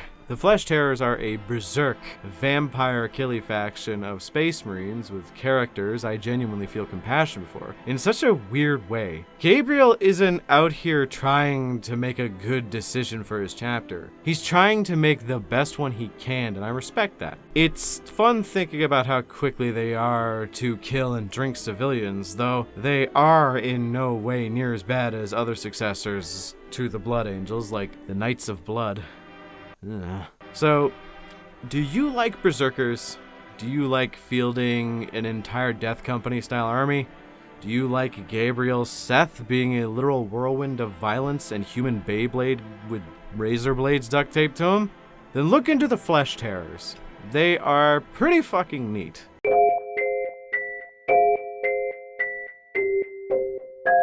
The Iron Hands are a bit hard to talk about. See, being me, and living the life of someone who is constantly reading and consuming 40k material, you learn more and more. I know considerably more about the Iron Hands now than when I even made the video about the Iron Hands. But the issue therein lies that there still isn't much more I could add on to make them seem interesting. This specific issue sort of transfers over to their successor chapters, as more or less all of them are very, very similar to their parent legion, but with a different coat of paint. So, what do I mean by this? Well, Iron Hands are known for being cold, calculating, tactical, and have a focus on devastating their foes. Then you have a look at something like the Brazen Claws, and you see a chapter of Marines known for being stoic, well thought out, strategic, and focus on eliminating all targets. Now, for those of you who own a Thesaurus, I basically just said the same thing twice. It's kind of the theme of the Iron Hands' second founding chapters, I noticed. They all have basically the same descriptor, but with a different coat of paint on it. So fuck you, I decided to choose something out of left field. A chapter of Marines that might not even be Iron Hand successors, but they are listed as possibly being one on the wiki, and in every article I look up about them, says the same deal. They are greeted with a resounding, "Yeah, probably Ferrus Manus," which, if you're new to this channel, is more or less the go signal for me to make an entire video essay on them. Before I get into the chapter proper and their little quirks, I just want to thank someone who's been a viewer of mine for a little while now. If you see miniatures on screen, it is from her. It was kind of funny. When I unveiled the Season 2 listing in my announcement video, where I was covering the successor chapters, showing that I was, like, covering Star Dragons at one point, which is how this video is going to shake down, we got a person who entered the public Discord server that I run for the channel, who has an entire army of Star Dragons, and she joined because I was going to be covering them. And all the miniatures are very amazingly painted, so thank her for that. So it's cool to have the one Star Dragons player in my court, I guess. So who are the Star Dragons? That is a simple and somehow also complicated question to ask, because you can't ask the question of who are the Star Dragons without asking who are the Blood Swords. The Blood Swords are a small chapter of Blood Angel successors that are almost bonded at the hip to the Star Dragons as a chapter. They are incredibly close-knit in terms of brotherhood. There are not many chapters that share a bond as strong as theirs. Essentially, it's a mix of their home planets being very close together, and they were tasked with very similar missions and worked to aid each other. The lore describes them as being so close that they resemble brothers from the same chapter rather than Marines from separate ones, which I think is neat. Having a brotherly connection in the 40k universe is pretty ubiquitous to the setting's more endearing qualities. So to snap back, now that you have that, the Star Dragons are an alleged successor chapter to the Iron Hands of an unknown founding. They do not share the cold and calculating nature of their parent legion, but they do have a very similar idea of technological replacement to their physical bodies. Instead of removing limbs, they undergo ritual scarring to add glowing circuitry under their skin, giving them this look of glowing from the core of their being, which is fucking neat to think about. It's a pretty unique aesthetic for Marines to have, and I have no idea how you would paint that on a Marine. Their armor color is a vibrant cobalt with a silver aquila and backpack, so they are pretty noticeable on the tabletop. Their colors are dark enough to not be confused with Ultramarines, but light enough not to be confused with Crimson Fist. It's kind of its own thing. They have a very cute set of naming conventions when it comes to their entire army. It's one of those chapters, if you catch my drift, the ones where GW obviously couldn't help themselves, so they just named everything Dragon-y. Squads are called Scales, their planet is called Draconeth. They have dragons and lizard terminology in all aspects of their chapter, which is adorable, but, like, it can get a bit silly. Just cut to my complaints about the Space Wolves or the Blood Angels and you kind of get an idea of what I'm saying here. That being said, there's not enough writing for the Star Dragons to make it get a little stale, so it balances out a little bit. If they ever got expanded upon, I could see it getting a little bit annoying. Alongside that, they are considered to be a Codex-compliant chapter, which is cool, having 10 companies and so on, you know, the whole spiel. They don't have too much lore, but the main piece that is there is the most interesting, and that is them, the Star Dragons, and the Blood Swords have long since teamed up to create a kind of containment fleet. Essentially, this fleet orbits horrible areas near the Eye of Terror so they can pick off any wayward chaos elements that come out of it, which has led to some fun occurrences in the past, I will say, with the likes of the Adeptus Praesus. But hey, 12th time's the charm, right? This deployment was known as Containment Fleet Kappa, which still works together to this day, though under weirder circumstances than you would normally expect from a chapter orbiting the Eye of Terror. Albeit, there really isn't a precedent for any of this shit, so what the fuck do I know? The last chapter I discussed that worked in the Eye of Terror got outed for eating people before they fell to chaos. As the story goes, the Blood Swords ended up losing their homeworld, and because of the shame of this, they were commanded to go on a penance crusade to redeem themselves. Without hesitation, the Star Dragons jumped in to help their brothers like it wasn't a big deal to just choose to go on a penance crusade. Those things are fucking dangerous, by the way. This crusade lasted a while, and had some pretty fun twists to it, like them being requested by an Inquisitor from Ordo Malleus to assist in the exorcism of a Space Hulk possessed by demons from the warp, which is badass, but that is a tale for another time. The end point I want to give here is that the Star Dragons are in a very unique situation, where instead of technically being a single chapter of Space Marines, they are never without their sworn battle brothers of blood swords. It's shit like that that makes me enjoy the setting more. It's like how Nathaniel Garrow from the Death Guard is a sworn battle brother of Saul Tarvitz from The Emperor's Children, which is fucking cool. I love both of those characters. It also means that if you wanted to, you could run a mixed army of both color schemes and still be running a lore-accurate army. You could run them with Space Marines or Blood Angels for the rules, and it would still both be valid. They allegedly fight almost identically, so it makes sense. They are brutal tacticians, but are very bellicose in terms of temperament. Very fiery in a sense, which does fly in the face of every other Iron Hand successor, but it pairs well with the Blood Angel successor that they're working with, the Swords of Blood, which, fun fact, Swords of Blood have even less lore than the Star Dragons, but they did show up in the Devastation of Baal. Cool, I guess. It all comes full circle at some point, right? It's a genuinely interesting concept that these two work together, and I enjoyed reading what little there was to them.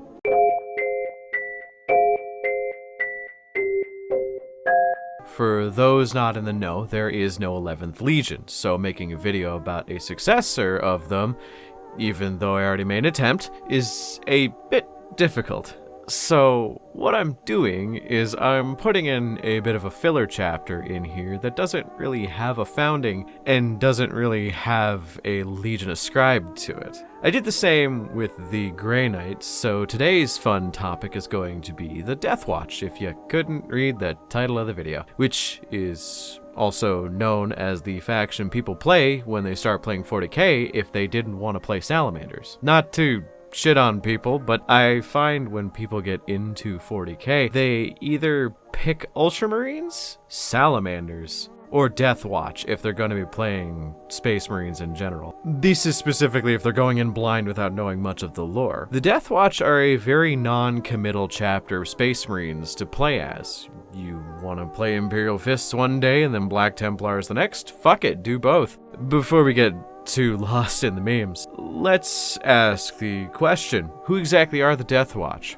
Well, they were a chapter formed out of necessity. Prior to the War of the Beast, I do believe, where orcs decided it was time to start stirring shit up, alien species around the universe were kind of a laughable threat that most Space Marines could deal with quite easily before dinner and walk away with only a few scratches. Orcs died in the quintillions, but with the orcs deciding to stir shit up a bit more, Necrons waking up and wanting the rest of the universe off their fucking property, and Tyranids being the fucking Tyranids, the need for specialized alien hunters was kind of a big deal, like with the Grey Knights, where they were founded out of necessity to combat demonic incursions. The Death Watch were made to fuck up aliens something fierce. So they weren't exactly a chapter founded from a specific gene seed. They were actually a small contingent of Marines that, by decree of the Imperium, requires any loyalist chapter to donate a veteran once in a while to the Death Watch for a little bit, just to get their expertise on the matter of how to break open a specific alien's head. Now, you might think, having so many different clashing ideals, identities, and personalities might breed animosity, and you'd be right. But weaponized racism in the face of the overwhelming possibility of extinction by being fucked to death by giant bugs is kind of a universally acceptable reason to overlook one's differences.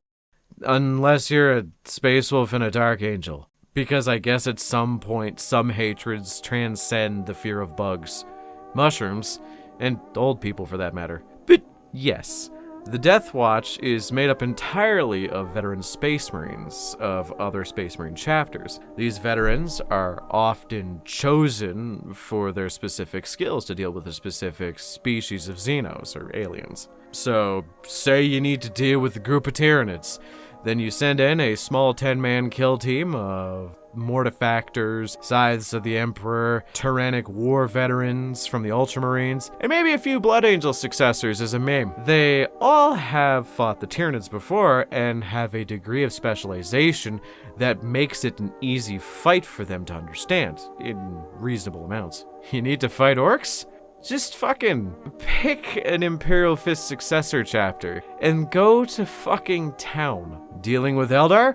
Fuck me, the Carcharodons seem to have that shit on lock. Hell, you could probably convince a few Night Lords to break from being heretical to just kill a few members of the Elfway. But you get my point. Each member of the Death Watch is prized for their skills, be them a librarian, dreadnought, tech marine. They all have a purpose to serve in the Watch.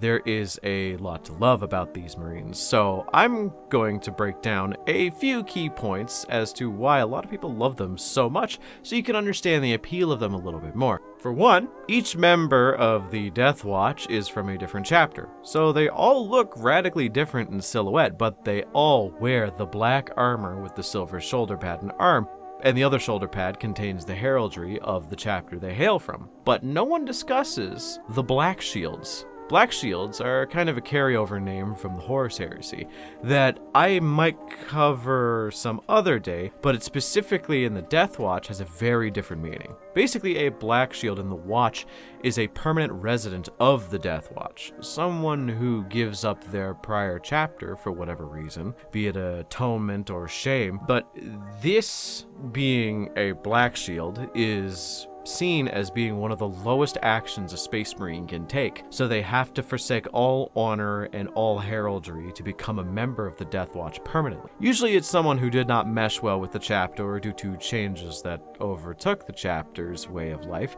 You see them slowly wish to leave, which ends with them getting a carved off black shoulder pad instead of a chapter insignia. It's a cute little detail of them having to bear a literal mark of shame for leaving their chapter. There is even a shoulder pad to represent this in the Death Watch Veterans Kit, which is neat. Another fun fact about the Death Watch is that they can use a lot of illegal weaponry, from some abominable combination of machinery that is the mixture of a heavy bolter and a heavy fucking flamer, to the humble frag cannon, to everybody having an artificer bolt gun, all the way to them having this neat little combat knife that does not look standard with the Space Marine kit, but who am I to judge where they get their weapons from as long as they can kill aliens with it? So, yeah, you might see some alien-adjacent technology show up in the Watch from time to time, and spears that look like they have been taken from other areas of the Imperium to be retrofitted onto higher-ranking officials of the Watch, but who cares? It's an army of all elites who show up and do whatever the fuck they want. What's the Inquisition gonna do, stop them? It's really fucking cool, and I think they are neat for it.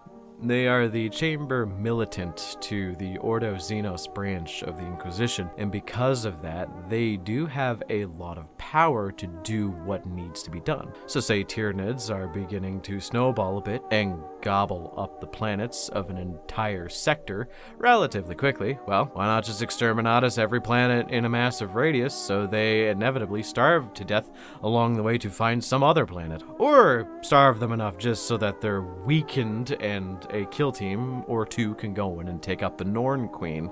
Having an issue with orcs overtaking an entire planet? Lure some gene stealers to the said planet, have them infest it, and then maybe you could see an entire fleet of Tyranids show up and deal with the orc problem, and then deal with the Tyranids. I mean, I've never heard of orcs versus Tyranids backfiring ever, so just fucking give her, dude.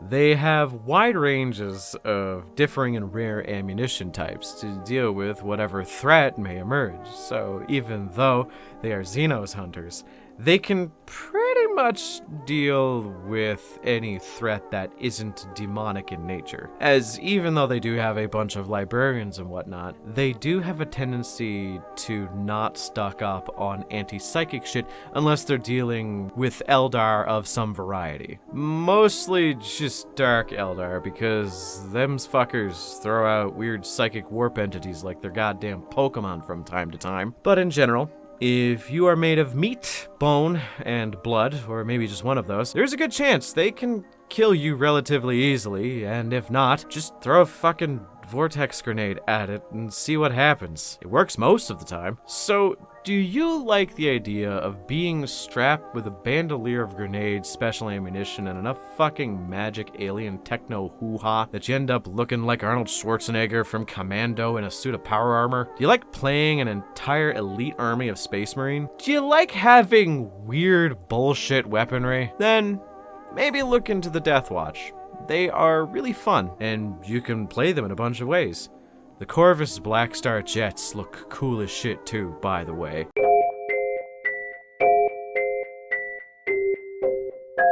Once again, we are covering a Traitor Legion of Space Marines, and once again, we have to bring up the fact that no, the Traitor Legions, in the literal definition of the word, do not have a second founding chapter of any kind. The Traitor Legions do have war bands that splintered off, but their creation in terms of time is very hard to kind of track down for the majority of them. It makes it both difficult and easy for me in one fell swoop.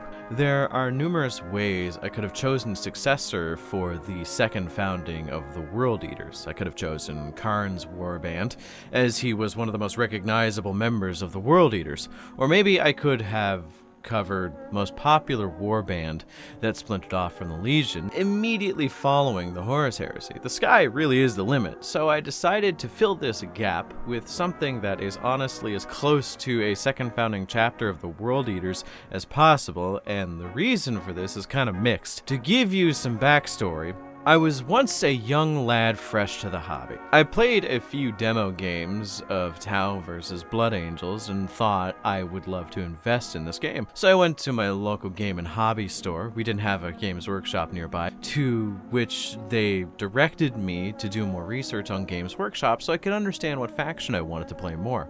Going on the Games Workshop website for the first time was like experiencing one of those Galaxy Brain Ascension memes, where I felt every neuron in my brain firing off at max capacity, and thus my fascination in 40k and wargaming as a whole was sparked. So, color me intrigued when I find out that there was a second site, filled with more artisanal miniatures that I couldn't order unless I ordered directly from the site. It was at a premium price, and for those of you who don't play the game and just enjoy the lore, the second site was called Forge World.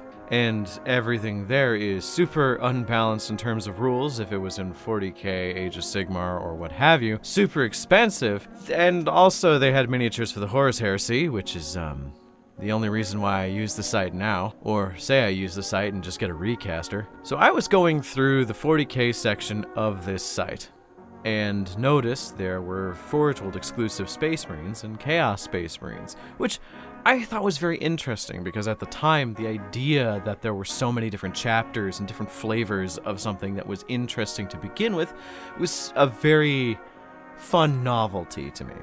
You had Necrosius, the Undying of the Apostles of Contagion. You had Kerb Cullen of the Red Scorpions. But the one that stuck out to me the most, more than anything for some reason, was this fucking man. Zoofor, the Impaler. This model is just really cool. I like the aesthetic of Khorne, though he's probably not my favorite Chaos God. His miniatures are always fucking great. This Terminator with a dead commissar on his back is such a good silhouette. He was the only one I immediately Googled the name of to find out what he was the leader of, and apparently it was a pretty significant Khornate warband in 40k. The Skull Takers, which is what we are discussing today. It's kind of funny to discuss these guys, as Zoofor is such an important component to the chapter, but he didn't start in the chapters, per se. Originally, were a chapter of Space Marines of an unknown origin known as the Berserkers of Caradon, which, come the fuck on, dude. You have Berserker in the name. I mean, I get it, there's a god of blood who's constantly hunting the Blood Angels, but having Berserker in your name usually marks you out for nothing good. I constantly just question why they don't name Space Marine chapters after nice things so it can throw off the scent of chaos. You know, like the Flower guys, or the Rainbow Marines. Oh, hey. Regardless, the information about them as a chapter prior to the fall of the Blood God is relatively unknown, though it's heavily implied that they fell to Khorne for a reason, that reason being probably berserking too much in some area known as Caradon. So, they became a small warband of Khorne-obsessed Space Marines. They did not play a significant role in the lore until Zhufor came around. That's as good a segue as any. Who is Zhufor? And I'll shit you not, his backstory stuck with me for so long, ever since I read it. Essentially, he was not born into that warband or the chapter prior that was corrupted. He was a member of a White Scar successor chapter known as the Stormlords. He was just some sergeant named Balzac. I'm sorry. His name was Balzac. I'm a child. But, yeah, as a son of the Stormlords, he went against the World Eaters and ended up getting captured. Instead of bloodletting or, murdering him, they actually proceeded to torture and do a lot of psycho brain murdering, citation, probably just the butcher's nails, and some beatings to him until he forgot he was a member of the Stormlords. He took on the name Zhufor, which is so much better than being called Balzac. He quickly rose to the ranks of the World Eaters. Eventually, he stole as many Khornate berserkers as possible who would listen to him only, then went to challenge a small warband of Chaos Marines known as the Skulltakers. See? It all comes together in the end. The Skulltakers were angry. Zhufor was angrier. Inevitably, the Skulltakers bent the knee to Zhufor, and Zhufor became their de facto Chaos Lord, chapter master, whatever. With him at the helm of the Skulltakers, they have wreaked a bloody path across the universe with a particular obsession with claiming skulls over spilling blood, though don't worry, they enjoy blood. It does come with the territory, don't you know? The Skulltakers don't fight in any specifically unique way, I should mention. They are shock and awe personified, 10 tons of anger, ceramite, and chain weaponry attacking you all at once in a line is pretty fucking scary, but what separates them from other warbands is their leader is weirdly coherent for an ex-Khorne berserker, and actually knows how to use the thinky bit to plan out attacks and raids to be effective. So, he's a berserker with a brain. Lord knows, them versus the Flesh Terrors would be fun to see. But regardless, they are one of the warbands to bend the knee to Abaddon and even provided them support during the 13th Black Crusade, with Zhufor even being considered one of Abaddon's top generals. Before I go, I do want to briefly mention that the Skulltakers are most well known for being one of, if not the most important element of the traitor side of the Siege of Vrax. Which, if you know anything about the siege, 17 years of Krieg versus traitor guardsmen and Chaos Marines that ended with some of the wackiest fuck it we ball summon the biggest Khorne demon we can possible bullshit you've ever seen. I'm going to cover the Siege of Vrax at some point. I'm still currently researching it, but just know Zhufor was a major part of that towards the later half of the war itself. The commissar I pointed out on top of his armor is actually from the siege itself, though I won't spoil who because the entire war is worth reading about. And that is the Skulltakers done and dusted.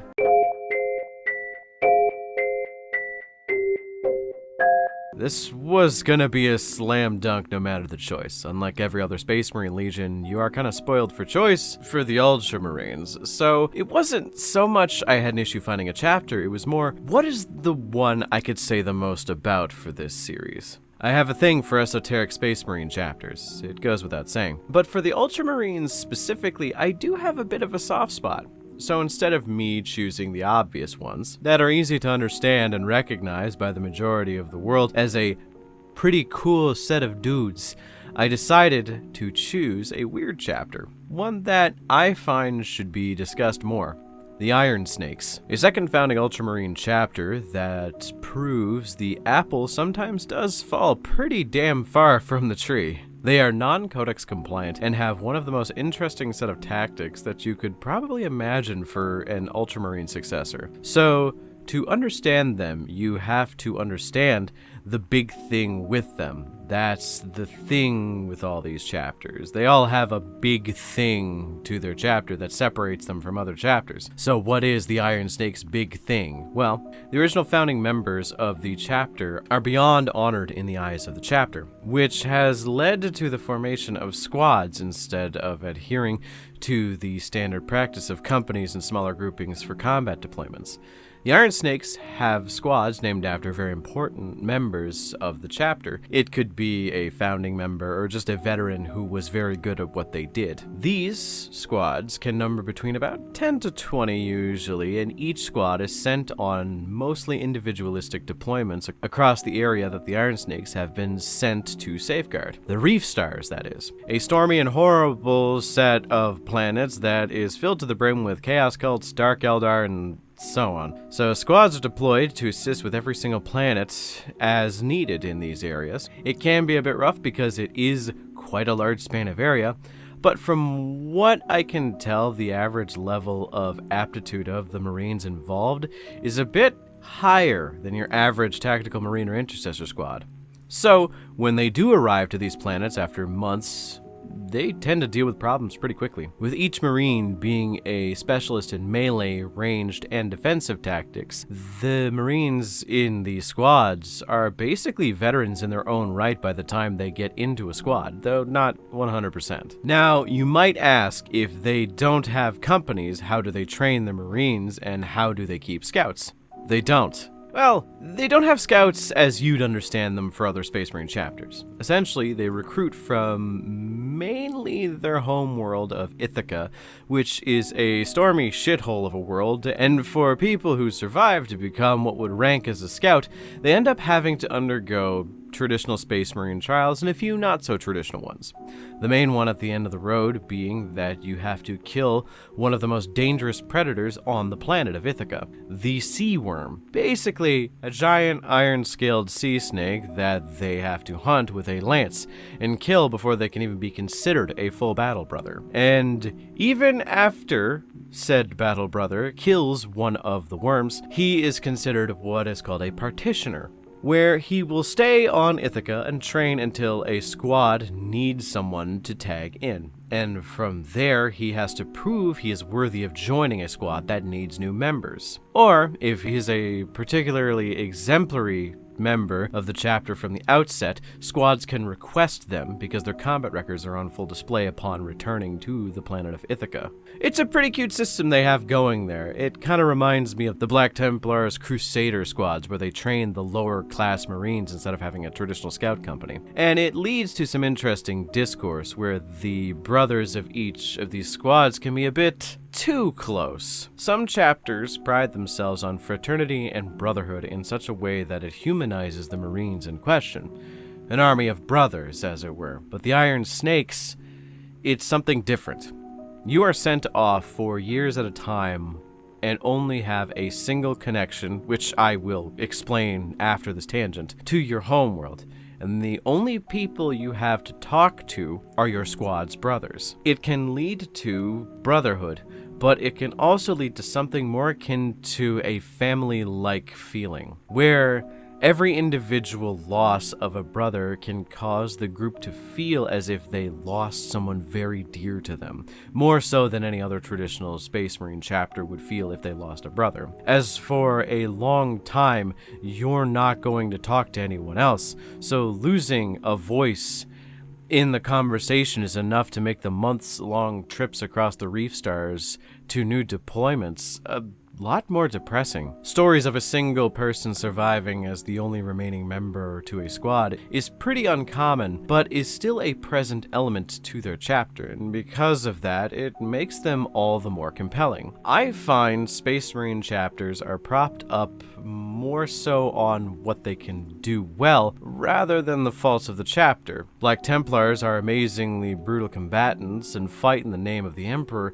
but they oftentimes have issues coping with emotions of grief and sadness, so it leads to them not being able to fully experience the human condition, as it were, which I think is very much a missed opportunity, which is definitely explored with the Iron Snakes.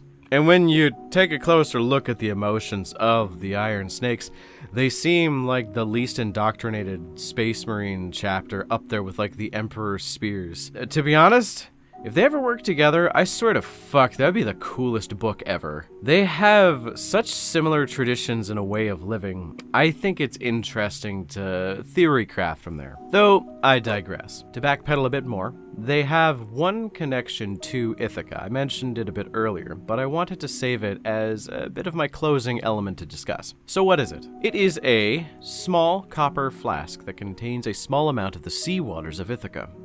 See, it is part of their culture to anoint every mission they conclude with a drop from their flask, and it can be done in many ways. Marking vehicles, drinking the water itself, or sharing the water with someone else.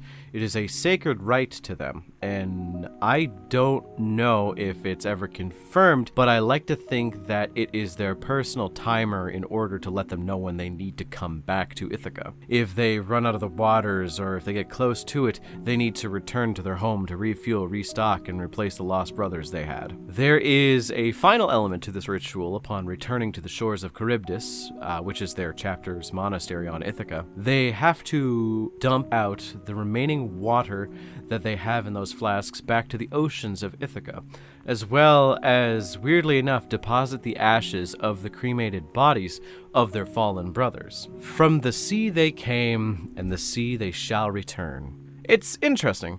I feel a lot of novels don't discuss where the bodies of dead Space Marines go.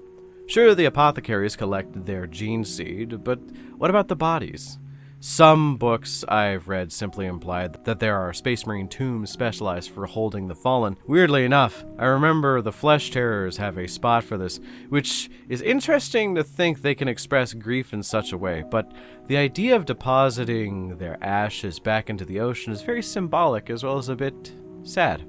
It's very bittersweet, and that's the way to see them. They are a chapter steeped in their own mythology and very bittersweet in their task. If you wanted to run them on the tabletop, you could just run them as a Deathwatch kill team and have various mixed squads to kind of fill out the way that their 10-man plus squads would run. I think as a chapter, the Iron Snakes are up there as some of the most underrated, and more people should play and talk about them, but that's just my opinion.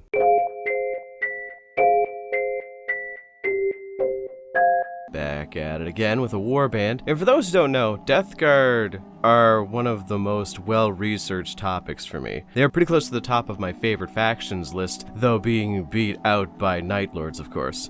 So in choosing a second founding equivalent, I have literally no qualms with just picking one at random, because that's the thing with a lot of Traitor Legion warbands. They are actually just all descended from the main chapter for the most part. So most of them do kind of fit the second founding feel, but after putting in a degree of thought, I realized a good idea would be me covering the Lords of Silence. Why? Because not only are they pretty well regarded and a significant faction of Death Guard in the setting, their Chaos Lord Vorx is so ancient that he himself was on Barbarous before the Emperor showed up, literally one of the first Death Guard to be created from Barbarous. So, before I get into it, who are the Lords of Silence? Aside from having one of the most fucking metal names in the history of the setting, they are predominantly focused on in the book called The Lords of Silence by Chris Wright. which if you are a fan of 40k fiction, you should go and read. It's really fucking good. But aside from that, they are a Plague Vectorum of Death Guard, a subsection of the main Death Guard Legion, which is a bit different from being just simply a war band. Essentially, they can go back to the Plague Planet in the middle of the Eye of Terror, meet up with the other Vectorum, and just, trade secrets, record shit, shoot the shit, that kind of stuff. The Plague Planet itself is just Barbarous 2.0 because Mortarion refuses to let go of the past. But some warbands, I think, could probably go back to the Plague Planet, but I don't think most of them can. I think it just has to be Vectorum. I doubt the Purge would be allowed to go there in any case. The individuals of the Lords of Silence don armor that is described as sheets of gray ceramite that have been clogged and coated in grime, disease, and pus so much that they have become green in color, which is pretty cool. It's one aspect of the Death Guard I enjoy most, where because they have so much disease that it ends up changing the color of their original armor. It's kinda common with all Marines who worship a god. Their armor ends up slowly turning to the color of their patron for one reason or another. With Khorne, it's usually because they have white armor and it gets stained red by all the blood. With Tzeentch, it's just Tzeentch likes blue. But I digress.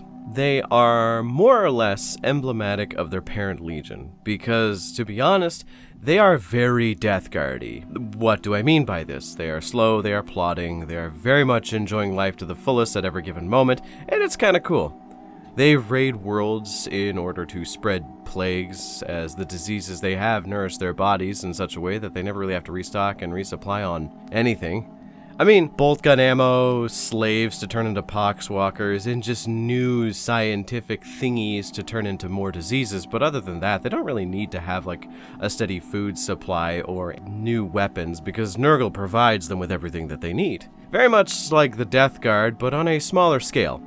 At least in a silly way.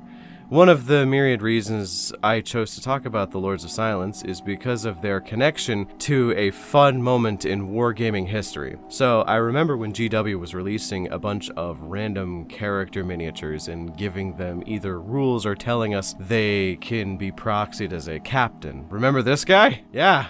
I remember being in a call with friends and I saw the announcement, pointed it out, and everybody who wasn't me said something akin to, "Who?" But I know this man, or rather I know his chapter. His entire chapter got completely fucked by the Lords of Silence, and their world was more or less destroyed. It's kind of funny how the lore connects, and you learn things tangentially. I know I bring them up a lot, but because of the Night Lords, I know a bit more about the Marines Errant. Due to the Night Lords and the Red Corsairs fucking raiding their chapter monastery for Geneseed. It's fun to see that kind of stuff, though. I do believe the White Consuls are in a constant state of, oh shit, oh fuck, everything is on fire, but once again, I digress. The Lords of Silence manage a relatively moderate size of Marines for their Vectorum. Not exactly chapter size, but not exactly on the verge of dying. But that's the thing with Death Guard. One Plague Marine is worth 1.5 regular Space Marines, so I get it. In terms of tactics, they are an incredibly disease and sorcery-heavy faction, choosing to pollute and corrupt the areas they are about to raid before they even show up. Which leads to some of the most genuinely horrifying moments in storytelling I have ever heard from a 40k book. And I have plumbed the depths of mediocrity that is the Warhammer horror catalog. Though, not entirely, I should note. It's one of the reasons I suggest reading this book, because it's honestly the best usage of tonal whiplash I've ever seen, where the book will do about 70% of its chapters from the perspective of the Lords of Silence, and in those chapters, it's pretty chill. It's mostly just them joking around and political intrigue with the inner machinations of the Death Guard as a legion. Vorkx, their Chaos Lord, is pretty interesting as an individual who seems to be pretty level-headed, but that's only because of the matter of being from their perspective. Basically, the other 30 to 40% of the book is from the perspective of the people that encounter the Lords of Silence. It goes from relatively fun political drama with a bit of lighthearted humor to a genuine fucking horror show. One of my favorite encounters is this one cargo ship that has the misfortune of being in the same area as the Lords of Silence, and all their radios went out all at once. But slowly a loud droning noise started to play over the radios, and eventually it's revealed that the droning itself isn't static, it's the sound of buzzing flies. As people start to keel over and die from bleeding that won't stop from every hole they have, eventually real flies begin to swarm the decks of this ship. People begin to choke and cough and gag on them. It's because of this blinding miasma of insects that they didn't notice they have been boarded by the biggest and scariest motherfuckers in the universe. It just cuts to one man crying blood and turning and trying to run to a safe space, only to run into a Terminator-clad 9-foot-tall plague marine with a giant fuck you scythe. The chapter then hard cuts and ends. The Lords of Silence are just such an interesting cast of characters with interpersonal conflict and betrayal. This is a Vectorum that you genuinely grow to care for, even though objectively they are the fucking worst. Not even in a Night Lords kind of way. I mean, they genuinely do not do a single good thing in any of the story. They are just the fucking worst things I've ever read about. They spare none unless it's to further some agenda, and even still, they're fucking horrible about it. They are gross, they are smelly. You probably couldn't exist within a kilometer of them without getting something horrible. And to be honest, I wouldn't have it any other way. They are an awesome group of Marines that have a lot of interesting quirks to them, and go to show that you can in fact have a book dedicated to an entire cast of people whom do nothing good. At least a few Night Lords were kind of nice to their slaves. The closest we ever get to this in the Lords of Silence being kind is like them being kind of gentle with Nurglings, but that's about it. I think it's a great warband, and I wish we got more books about the end point of Chaos Corruption. Just fucking shit and filth everywhere. Everything is sticky and they all have a little bit of depression.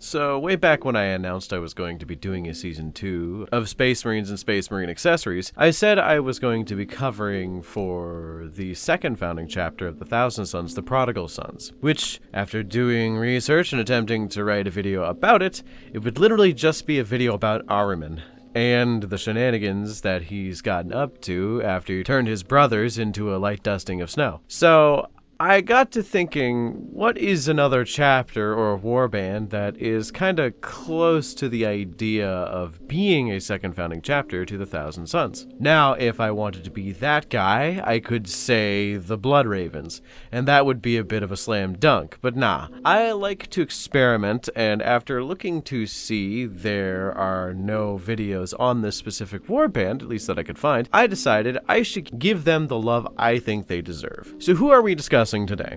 The Scourged, formerly known as the Truth Seekers Loyalist Chapter. They are a warband dedicated to Tzeentch, and likely due to the Inquisition trying to cover up their misdeeds like they usually do, they were labeled as a possible splinter warband of the Thousand Sons. It's even implied that they may actually have a few members of the Thousand Sons in their warband. So, where to start with these most unlucky Marines? In the Inquisition, there is this idea of the Chamber Militant. Essentially, it is the hyper-specialized grouping of military assets that an order of the Inquisition can use during times of great need. Basically, it's the main military force of any of the Ordos.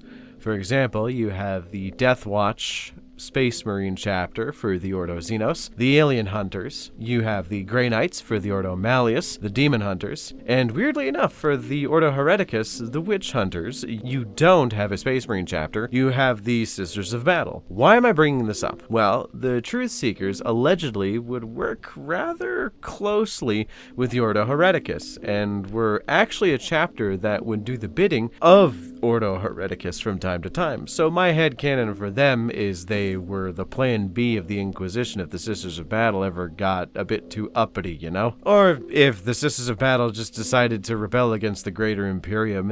I mean, when has that ever happened?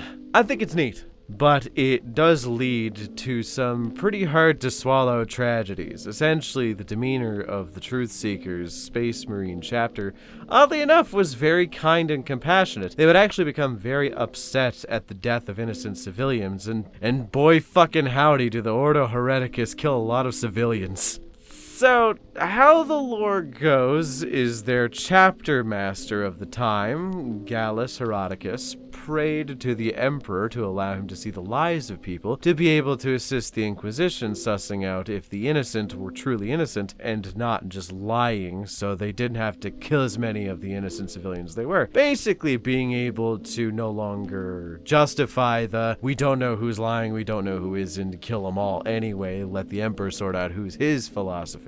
Unfortunately, his prayer had some spyware on it, so the individual that heard the prayer was actually, Tzeentch, the god that probably invented spyware, who actually, in a weird stroke of beneficence, decided to grant them the exact thing they wanted. Every member of the chapter could now immediately tell when someone was lying, and what they were lying about. Initially, the Truth Seekers were kind of pumped about this, but if you, the reader and person watching this video, have a functional frontal lobe, being able to tell when someone is lying and what they're lying about is a good skill. When you aren't working for the fucking Inquisition. Suffice to say, it's probably not good for your mental health. As it goes, after about a week of this, 90% of the chapter were driven irreparably insane, and thus Tzeentch, being Tzeentch, brought them into the fold as a traitor warband now known as the Scourged, because they are now scourged with the curse of knowing when everybody around them is lying, and knowing how much the Imperium and the Inquisition lies on a daily basis for everything to survive really makes sense that they are suffering. Whatever happened to their chapter master, Gallus Heroticus?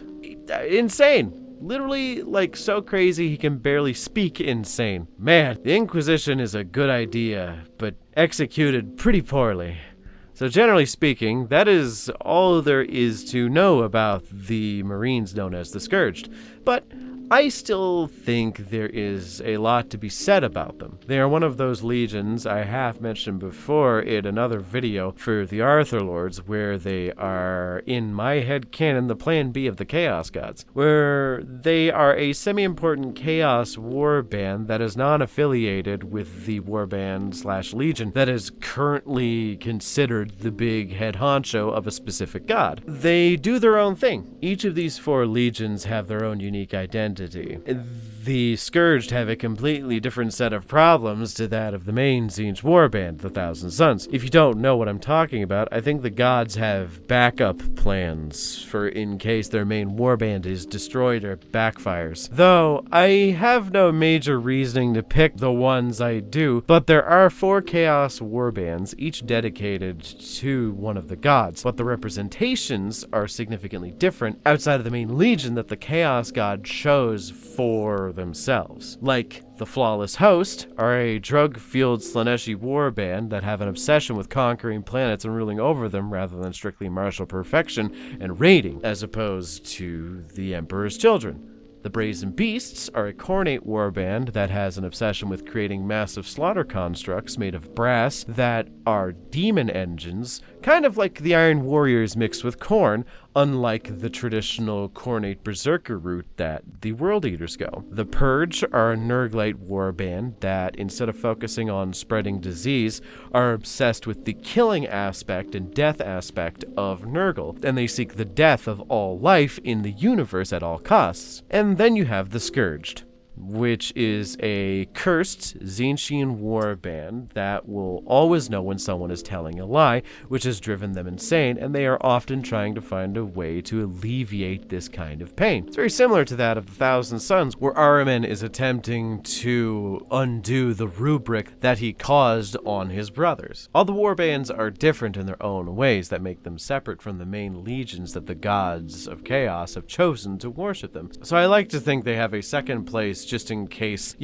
shit goes down. World Eaters suddenly figure out how to remove the butcher's nails, and they also take mood stabilizers. You gotta have a good backup, I'm just saying. Though I suppose it's funny to think about because we all know the Thousand Sons are actually the second place for Tzeentch, with the Alpha Legion technically being number 1. Third place, I guess, is fine for the Scourged. Before I go, I do want to mention, I really enjoy their paint scheme, as it's very unusual. The bright reds and the dark blues pop well, and I think the gold trim of these guys really kind of pulls off the whole design altogether. And an interesting fact, these guys actually did have rules at one point relatively recently. Relatively, as in it was an 8th edition. Towards the tail end, all the 4 guys that I mentioned earlier as the secondary God-sworn Marines, they all got minor rules to play them as on the tabletop, which I think is neat. I will someday discuss Ahriman and the Prodigal Sons, but I think it will just be in an Ahriman video rather than in a Meet the Chapters video. And I get to discuss the weird, sad history of one man's journey to get a library card to end all library cards.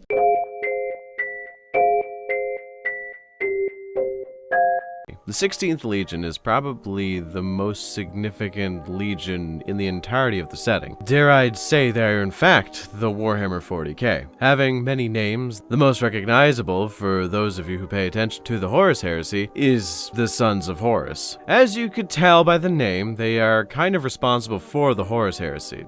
Well, sort of. This guy was more responsible than them, but I mean, let's not split hairs. The Sons of Horus had an ambitious goal, an idea in their mind about how the universe should be ran. It wasn't a great idea, but in all honesty, they did have a point. A lot of the pre-super-uper-mega chaos beliefs stemmed from the fact that they were a legion dictated by their ability to be a bit self-analytical. To put it bluntly, they were worried about their place in the universe, when they themselves were just living weapons from their own perspectives, created to fight an unending war. So, what will they do when the war is over? As the Great Crusade draws to its end, you find out that many of them were worried about being under the command of bureaucrats and government officials rather than generals and their Primarch. Unfortunately, Horus never really instilled upon them the idea that maybe having a hobby in your free time is a good thing. I know notoriously Ahriman had a vineyard that he made some pretty fucking good wine at, and a lot of the Ultramarines were being trained to be statesmen and government officials, but unfortunately a lot of the Sons of Horus were ex-gang members and didn't really like the slow life. So let's skip ahead to the end of the heresy to kind of get to where I need to go. To say attacking the Imperium of Mankind was a bit of a misstep is a bit of an understatement.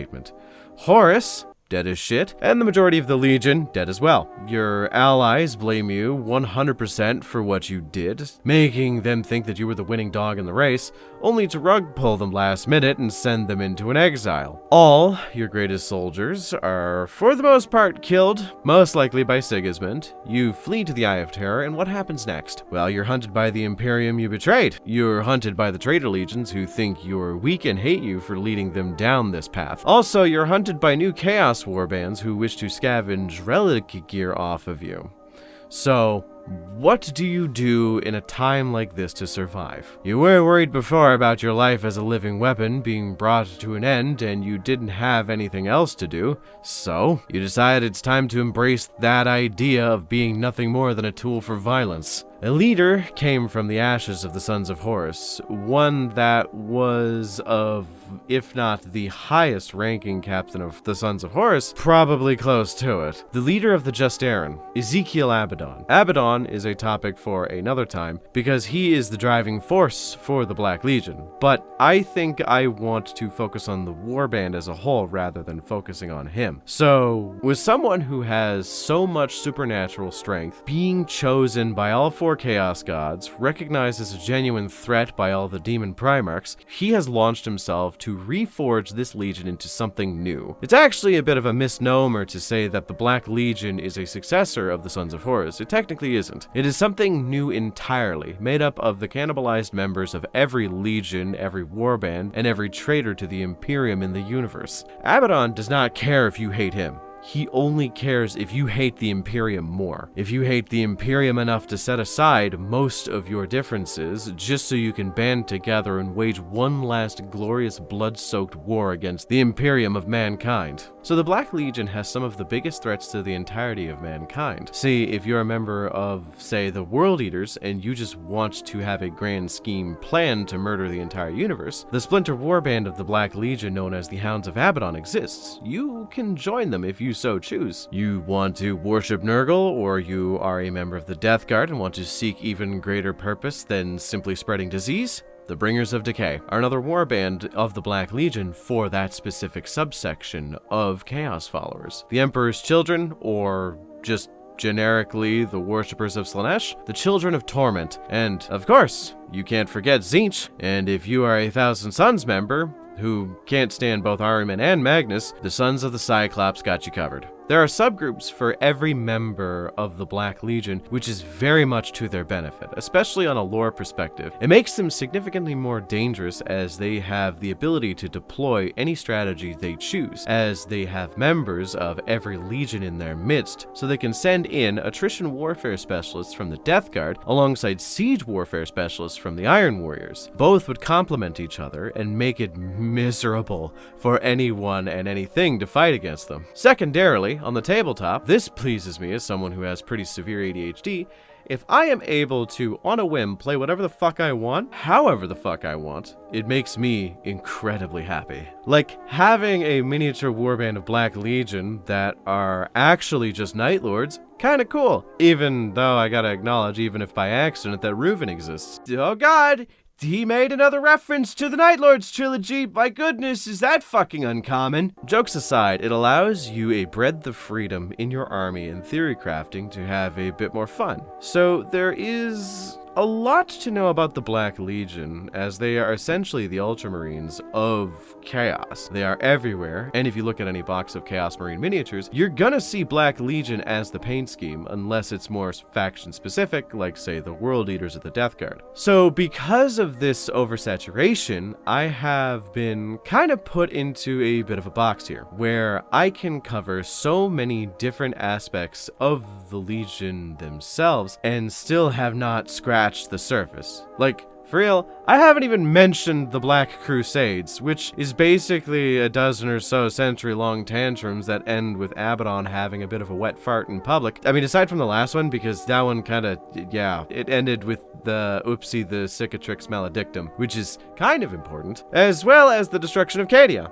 But then I'd have to mention more about Abaddon, more than the Black Legion themselves. Same with interesting characters like Iskander Kaon. Cool dude, genuinely just kind of a chill guy. And one man clutched against an entire small squad of Grey Knights once, and that wasn't even the most impressive thing he's ever done. So yeah, the Black Legion are incredibly important to the setting due to them essentially being the end-all be-all bad guys. At the end of the day, every other warband and legion look better in comparison to the Black Legion, as they will take the worst of the worst into their ranks, which they often aim to do. So someone like the Night Lords looks significantly better in comparison to the Black Legion. Same with the Word Bearers. The Word Bearers kind of look better than the Black Legion. It's kind of complicated. It depends on your perspective, really. Like, you have to look at them immediately and realize they are the worst of the fucking worst. You cannot think of them as good guys, and sometimes there are characters that have genuinely good motivations and intentions for the Black Legion, but they always end up being a bit complicated to write and discuss. I'm probably going to do a part 2 and maybe even a part 3 discussing aspects of the Black Legion at some point, so I can discuss Abaddon, the Black Crusades, and my opinions on Abaddon as a whole, which, for the TLDR, fuck that guy. But for now, I think I have to call it here. I want my videos to kind of be as focused as possible so that I can discuss a singular topic, and the topic today is the Black Legion. The Black Legion is an all-inclusive, hyper-violent regime made up of all the old legions and the new traitor warbands that have sprung up across the universe. They are probably the biggest chaos threat in existence in the current setting. I know that Vashtor and Be'lakor are up there, but it really depends on the situation to know which ones are the most dangerous or not. What do you think about the Black Legion? I know they are kind of a mixed group. Like, in general, people tend to not think too highly of them, but as a villain or a villain legion, I think they are pretty cool. And then you have some other people who think that they are probably one of the most important, if not most interesting, chaos warbands in the setting.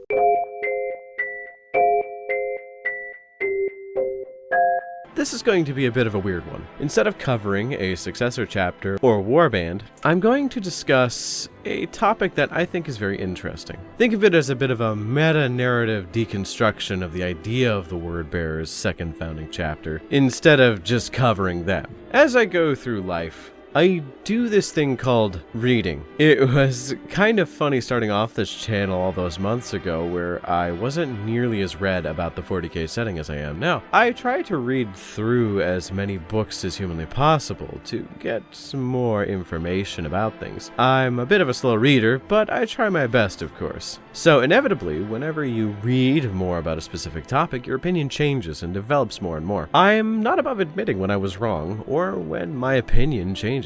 And the Wordbearers are one of those topics that I find the more I read about them, the more my mindset changes. What do I mean by this? Well, if you go back to my Season 2 announcement video, I mentioned I was going to cover a warband known as the Anointed. Now, those turn out were chosen in ignorance, as they aren't even really a warband. They are just the Elite First Company equivalent of a warband for the Wordbearers. Mostly Terminators and the like. It's not exactly something I can look at and in good consciousness make a video about in this series. So, like I did with the Thousand Sons successors, I decided to change it up, and to my confusion, I didn't see many options, or at least many options that would fit my criteria and what I wanted to get done in this video. Am I never going to cover those specific factions? No, I want to cover every Space Marine chapter at some point, no matter how minor, and I got quite a few to get through. It left me in the mindset I have now when discussing that video idea. Why is that? Why is it that any splinter warband of certain factions are more or less the same thing as their predecessors, but usually lesser? Sure, there is that one warband of the Wordbearers that instead of worshipping chaos as a whole, they just said fuck it, we ball, and chose Khorne. But in general, the successors and splinters of the Wordbearers are very much samey across the board. Samey to the point where you'd look at them and think that they are basically just the same thing with slightly different armor. It's because the Wordbearers in the modern setting have a weird issue. I'm going to ask a question now, and I feel like I'm going to lose a few of you, as it might sound like I'm plumbing so deep up my own ass that I am able to smell my own tonsils at this point. But are you familiar with the concept of Flanderization? It's a fun term that I like examining in various pieces of media I watch. To put it bluntly, Flanderization is when, through the process of time, a character's representation is exemplified by a single feature of their personality. Basically, they become more and more about one individual element of their personality rather than being more nuanced in a character with differing traits. The term comes from Ned Flanders from The Simpsons, where he originally was just supposed to be the polar opposite to Homer, where he was kind, charitable, and a good Christian, but through time you see his character get eroded away to become nothing more than just a hyper-Christian, where he is so obsessed with God that it's the only thing that people tend to know about him. So with that in mind, we go back to the Wordbearers, and for the most part, the entirety of the 40k Chaos Pantheon. And it makes sense. Like, the World Eaters were a bloodthirsty legion originally, so them worshipping the god of blood, murder, and big strong men would obviously have that kind of an effect on them. They are now just known for being angry berserkers.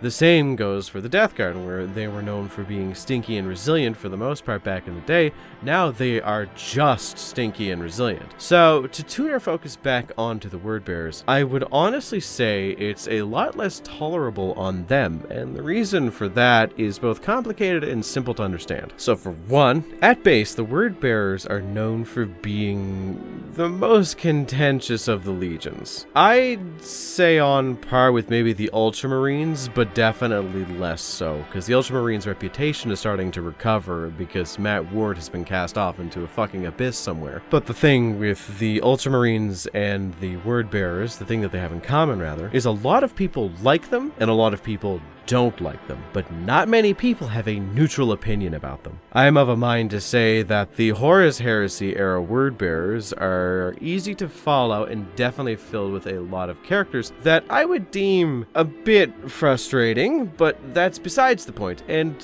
what exactly is the point?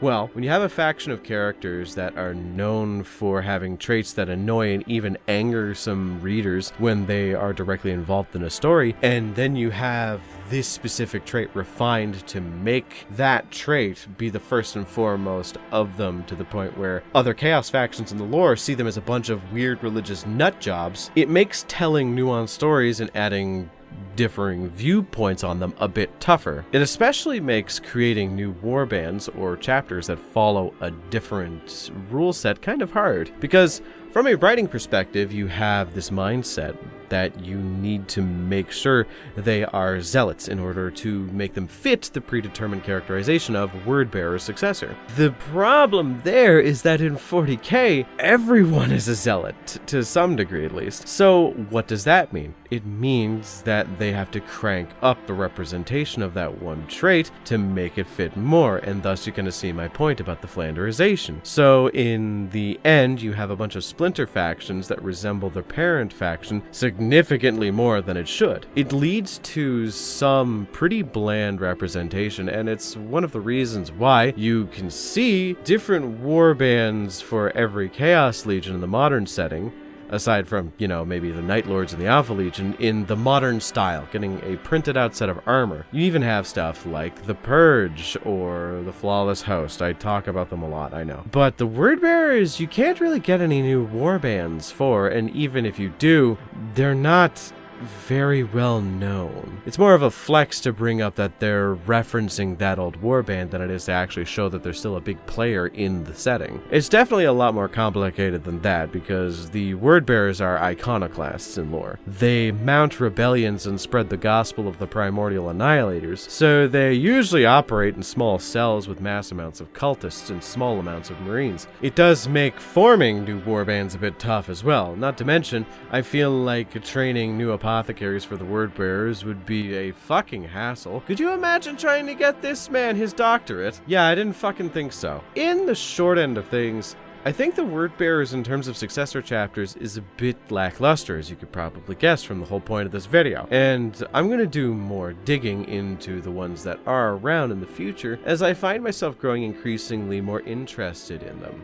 Is Lorgar still a creep? Oh, fuck yeah, he is. But I realize it's not as much his fault as it is the fault of the people around him, like Corferon and the Emperor. Oh, fuck, did I say that? Yeah, Erebus is almost irredeemable. He's been a mustache-twirling villain since the beginning of his existence, and in all honesty, he doesn't need to be much of anything else. I just wished that every other descendant chapter of the Wordbearers would be. Another funny thing I see is there are many people complaining that legions like the Night Lords and the Alpha Legion, as I mentioned before, don't get new models, which is fair, though the Night Lords are getting a kill team soon, and the Alpha Legion, well, you could make the kill team in Alpha Legion kill team too, if you're a dick like that. But I've never encountered anyone complaining that there are no Wordbearers or unique Wordbearer models. I think it is something to ruminate about.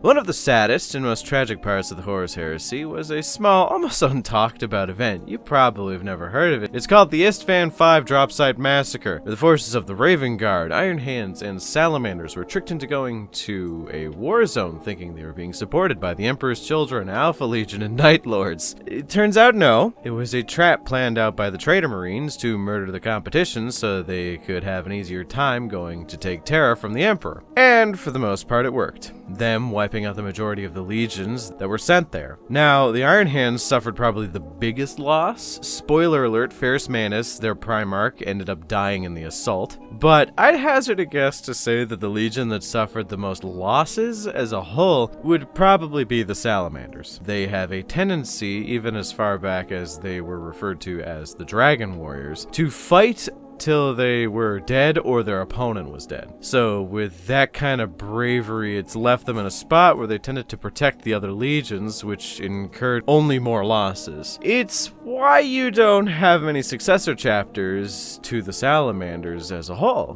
which are the focus of this video. Let's key in a bit here and discuss the other event that happened just before that, and that would be the Istvan III atrocity, where the majority of the planet was virus bombed to kill off as many loyalist forces as possible, basically destroying the loyalist elements of traitor legions. So, keeping that in mind. Though interestingly enough, there were small pockets of survivors. People who lived through the bombing by hiding in bunkers and airtight shelters. Some of the more notable members were Garviel Loken of the Luna Wolves, Sons of Horus, and whatever you want to call them, and Rylanor, the Ancient of Rights from the Emperor's Children. Rylanor, himself being a dreadnought that ended up surviving until pretty close to present day, kept aloft by nothing but hate and anger at the betrayal that was wrought by his legion. So where am I going with this? The Promethean Kings. Much like other successor chapters in history, the kings emerged out of circumstances that are a bit weird. Like the Emperor's size, literally just a contingent of Ultramarines that were placed on an agri-world that was kind of important, so they were given their own chapter. The Promethean Kings follow a similar pattern. Essentially, after the rubble was cleared from Istvan V, there was a lot of hubbub over the next couple years, what with the heresy taking place and all. What if I told you that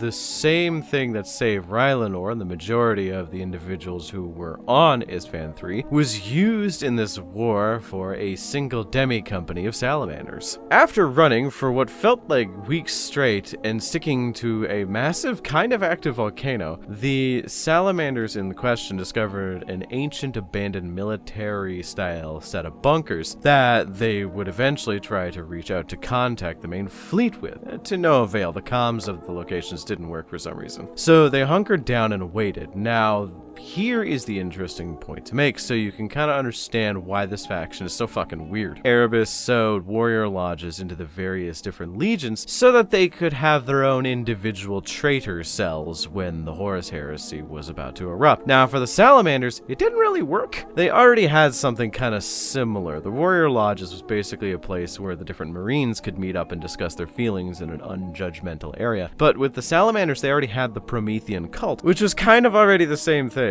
So the Promethean cult was essentially just a modified version of the lodges, plus they were still practicing the Imperial Creed, but it was still kind of a modified version of the Imperial Creed. With a lot more fire, I should mention. You would find that some members of the Salamanders who took too harshly to the Promethean cult would eventually become a bit too gung-ho about burning everything they see to death. Some of these individuals did in fact turn traitor, though not too many. There aren't too many references to traitor Salamanders, mainly because they are the friendliest dude in the universe, but there are some who like the fire aspect of the chapter a bit more than the friendly family aspect of them. Most of my references for the traitor salamanders right now is coming from the Horus Heresy Age of Darkness Liber Astartes book. There are references in it to discuss what they did, who they were, and they even get a warlord trait if you're fancy like that. So back to the bunker they were in, this demi company, they found a bunch of Dark Age technology that, although not exactly allowed to be used,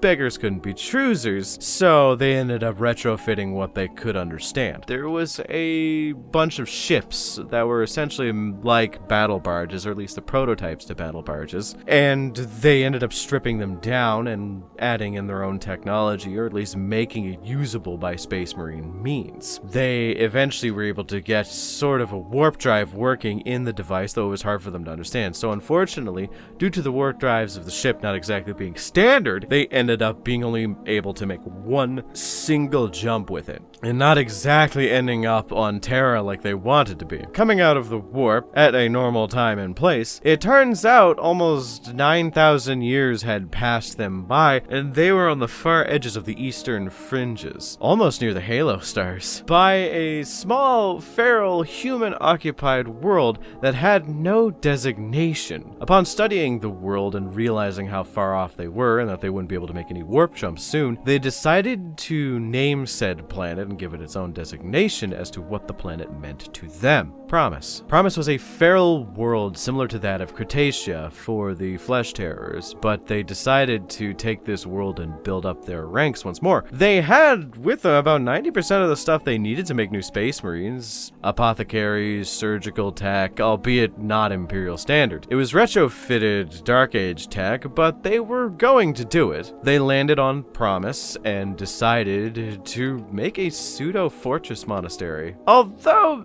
they were not too familiar with the term, as remember, they were Great Crusade era fuckers.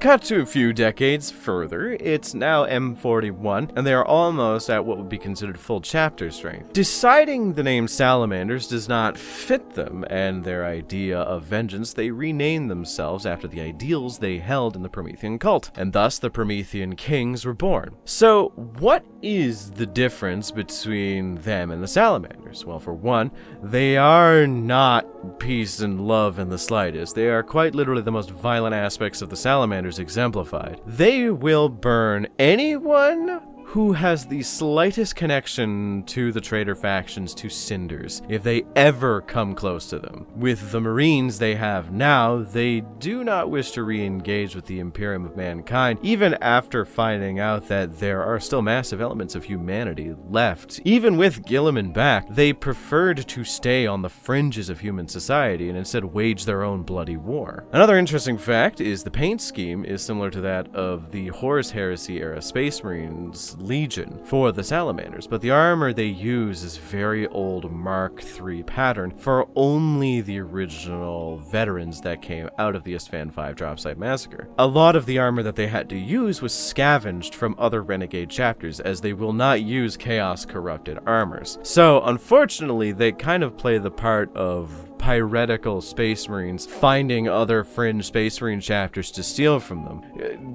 Gotta love that time they ran into the Knights of Blood when they were leaving Baal after being excommunicated from the Blood Angels, and they said something akin to, "Haha, greetings, fellow Imperial. All your shit's mine now." The relic armors they keep of Mark III pattern power armor and Cataphracti pattern Terminator armor are only allowed to be used by the veterans of the chapter, which is comprised mostly of the original 90 or so Marines that fled the Dropsite Massacre. Now, some of the Marines they got from Promise did ascend to the ranks, and it's kind of this culture of handing down to the next generation once they have learned everything they need to be the best for the chapter. Having engaged in friendly-ish encounters with the likes of the Relictors and the Desert Lions Space Marine chapters, they are still very much loyalist Space Marines, but have taken a vow of vengeance against all traitor Marines and will not let orders from the rest of the Imperium stop them. They do only want to attack Chaos and Chaos elements, though they have engaged in wars that involved mostly Xenos to help other Space Marine chapters, like they engaged in one of the wars for Armageddon. But again, they will only ever engage with Chaos.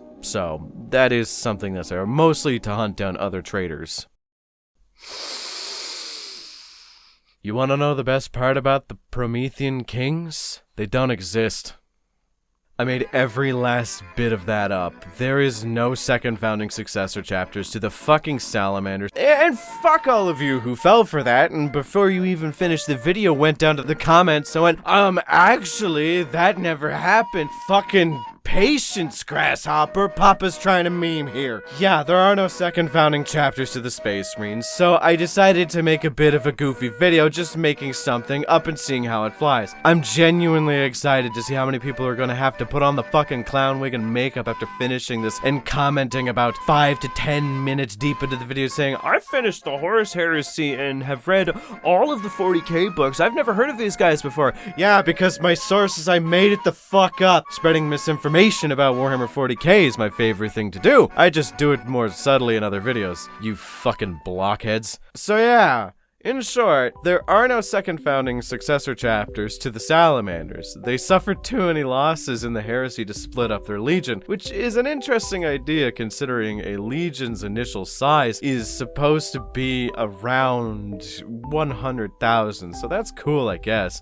But in general, I think it is interesting that some legions don't have many successors. The Salamanders only have a handful of chapters, but somehow the chapters themselves are very unique. They are divided up in such a way that the weirdest traits of the Salamanders are exemplified in each legion. Like, hey, do you want Alpha Legion style tactics with the Salamanders and a fucking awesome paint scheme? The Black Vipers. You want extra dragon theme? Black Dragons. You just want word bearers? The Covenant of Fire has your back. So there are a few different factions. They are all fun, and I promise I won't ever do this again. Unless it would be really funny if I did. But I don't think I can get away with this again. I don't usually do homebrew, and I asked around to get a few ideas from other creators on how to write this up. So I think it was fun. A bunch of wacky nonsense, but fun.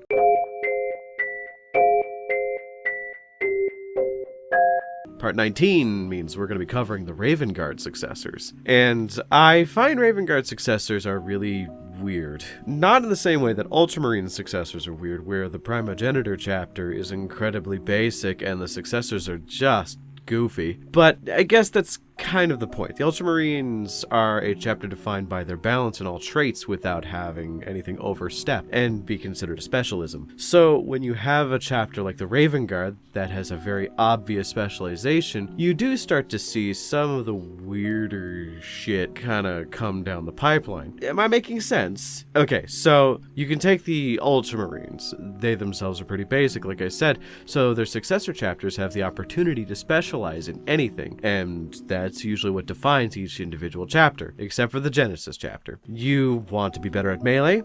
There is an Ultramarine successor for that. You want to be better at small group tactics and sustained assaults? There is a chapter for that. You want to be better at marksmanship? There's a chapter for that. But with the Raven Guard, there is that initial template for more or less all successors to follow, which is being stealthy, liking jump packs, and having a bit of a bird motif, which kind of leads you to think they have a very similar issue to that of the Blood Angels, where every chapter is a vampire, every chapter is melee focused, and every chapter is just mostly red. With the Raven Guard, oddly enough, no. They are uncomfortably diverse in their representation of the traits of their original legion. So with that in mind, the Raptors, a chapter that is dictated by tragedy, the complete humbling of the Space Marine chapter as a whole, and being the most reasonable set of Marines to ever exist. On the list of things I think about a lot, 40k paint schemes, and specifically paint scheme changes, are kind of high on that list. It kind of goes to show what I got going on in the run of a day. It doesn't happen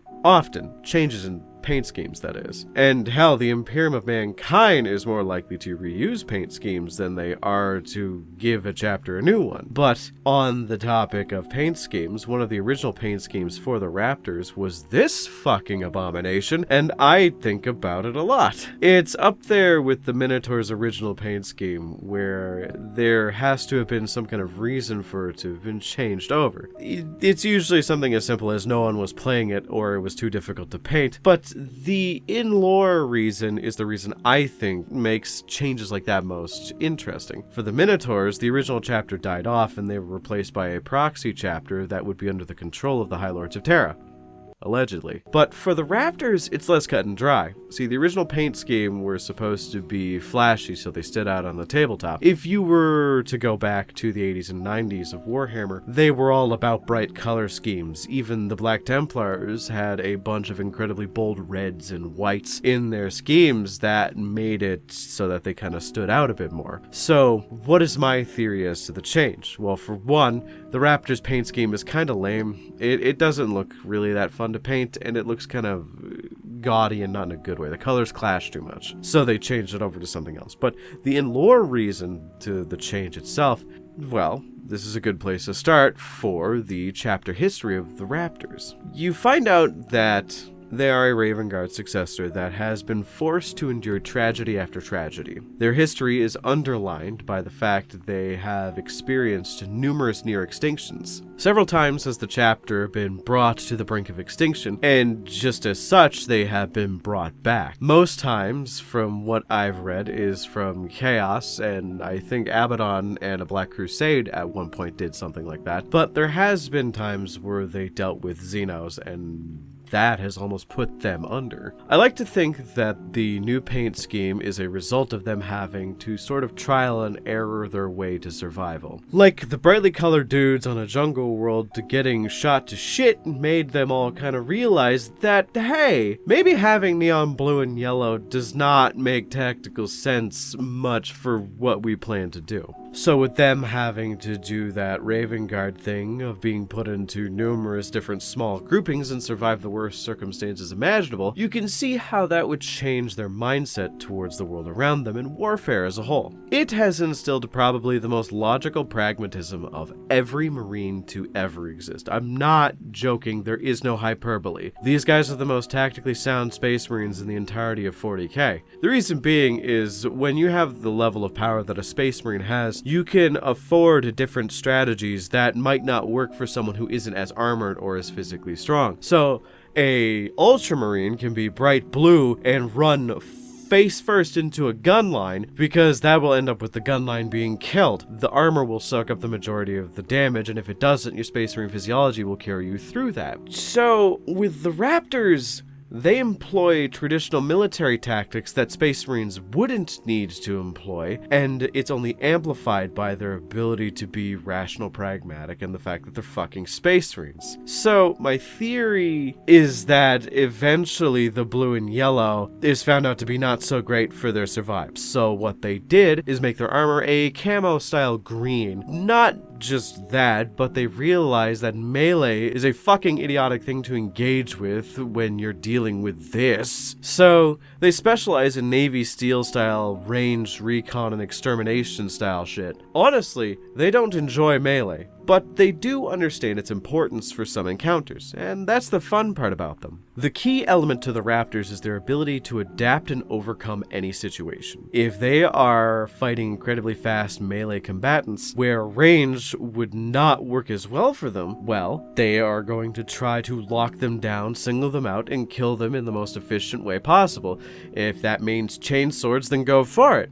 Sometimes they do like melee. Though, as I mentioned, they do prefer ranged combat almost entirely. Kind of in the same vein as the Tau, but more with a Raven Guard flair, as they don't have the same advanced weaponry as the Tau. Each individual member would set up a killing spot hidden from the enemies and wait for the perfect moment to blow their fucking heads off with a bolt gun. Alongside that, they also enjoy jump packs, like their primogenitor, but they, for some reason, really enjoy twin pistols instead of the standard bolt pistol and chainsword thing that most Assault Marines have going on. So that's kind of fun. They field an incredibly packed 10th Company, and for those who don't know what that means, the 10th Company of Space Marines in a chapter is dedicated to training scouts and stealth-oriented Marines. So they specialize in a lot of sniping, quiet order tactics, and so on. They often get along with other chapters in a very pragmatic kind of way. In interactions they have had with multiple different Space Marine chapters over a wartime command type situation. Think War for Armageddon, where there's multiple different Space Marine chapters that have to work with each other in conjunction. They will often vie for their own control over the situation, putting their figureheads, such as captains, chapter masters, and so on, in a command role.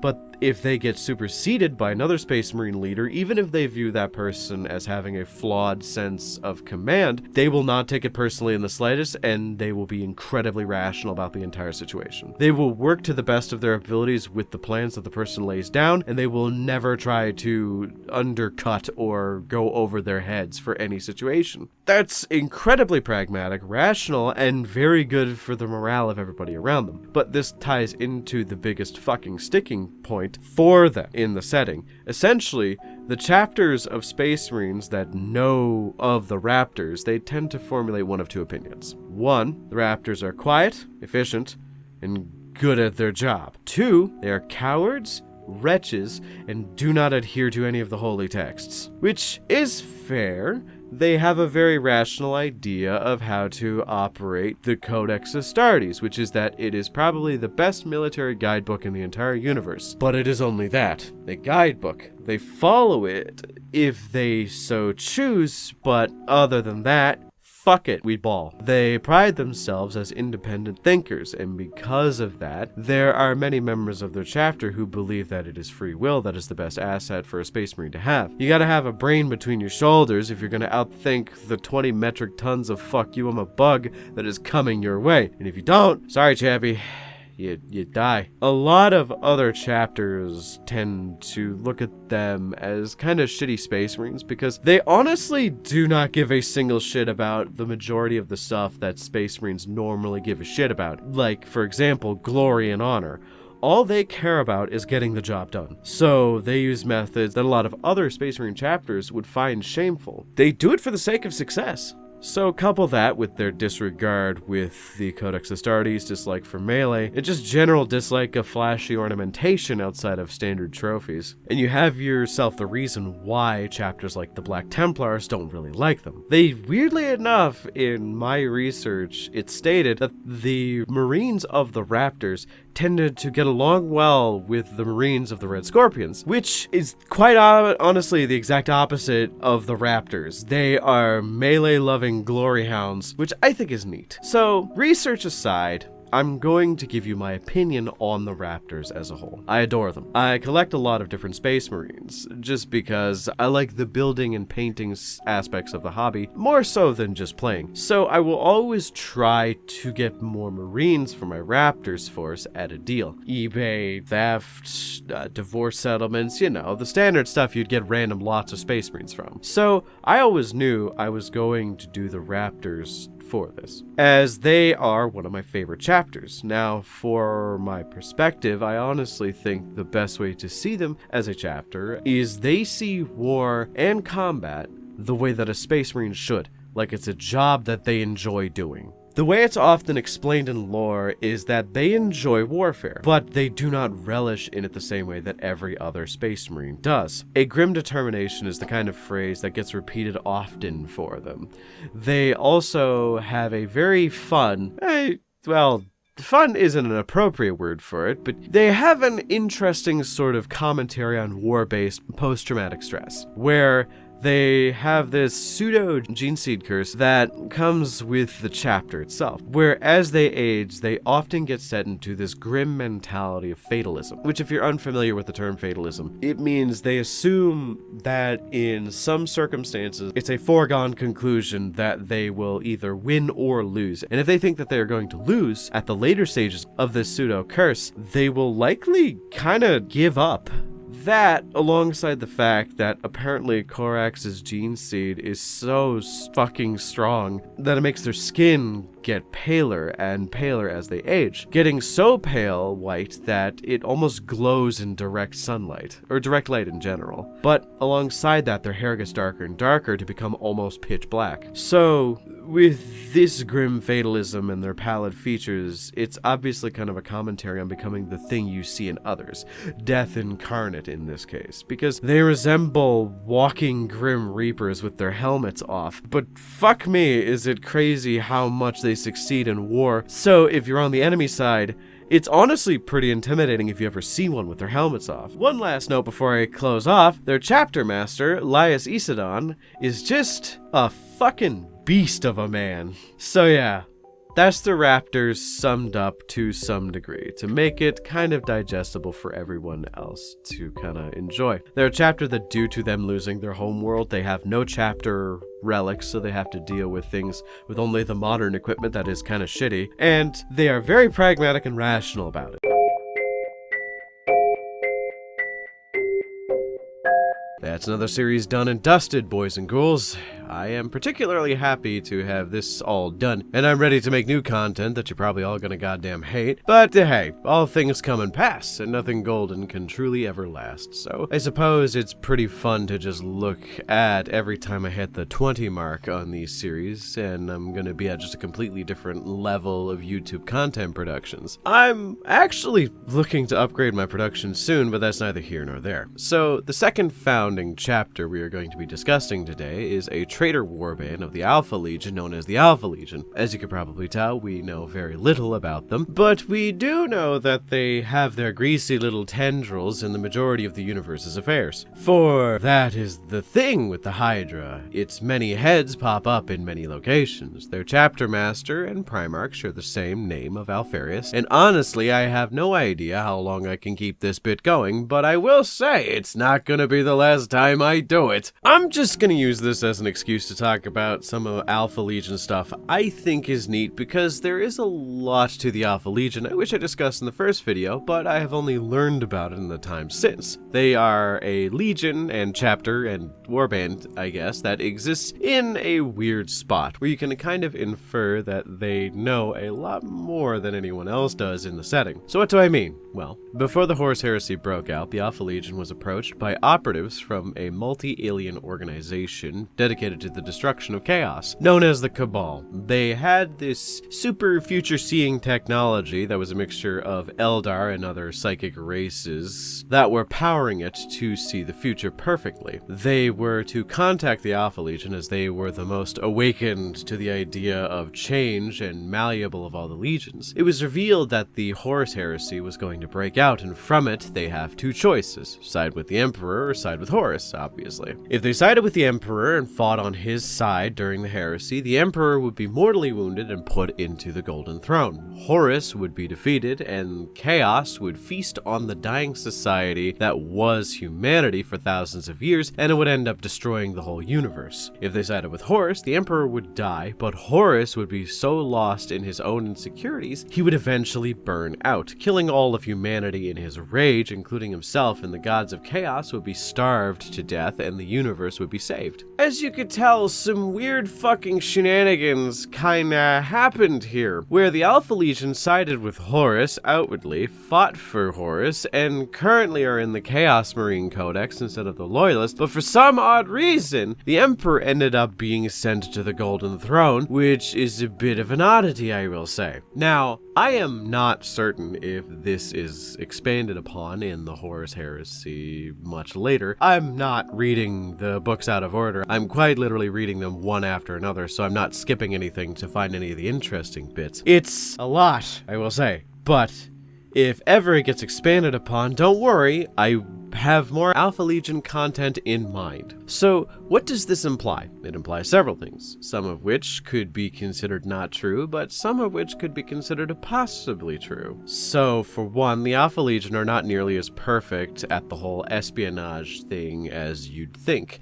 There are instances in the lore where people can see through several aspects of their disguises and whatnot. And what do I mean by disguises? Well, a Lucifer Black, which is a highly trained guardsman, the equivalent of a custodian for guardsmen, noticed several slight differences in the Marines for the Alpha Legion and deduced that they weren't accidentally or incidentally there. They were intentionally placed differences, like a slight change in the eye color, difference in hair color, or just difference in facial structure, put there to confuse people who were trying to discern what the implication of the differences were. A way to look at what happened is, what if the Alpha Legion tried to do that Alpha Legion thing of infiltrating the opposition to burn them out from the inside, but they fell too deep into the cover and ended up fucking it up, leading to the worst outcome even though they aimed for the best, and thus why they are currently in the thrall of chaos.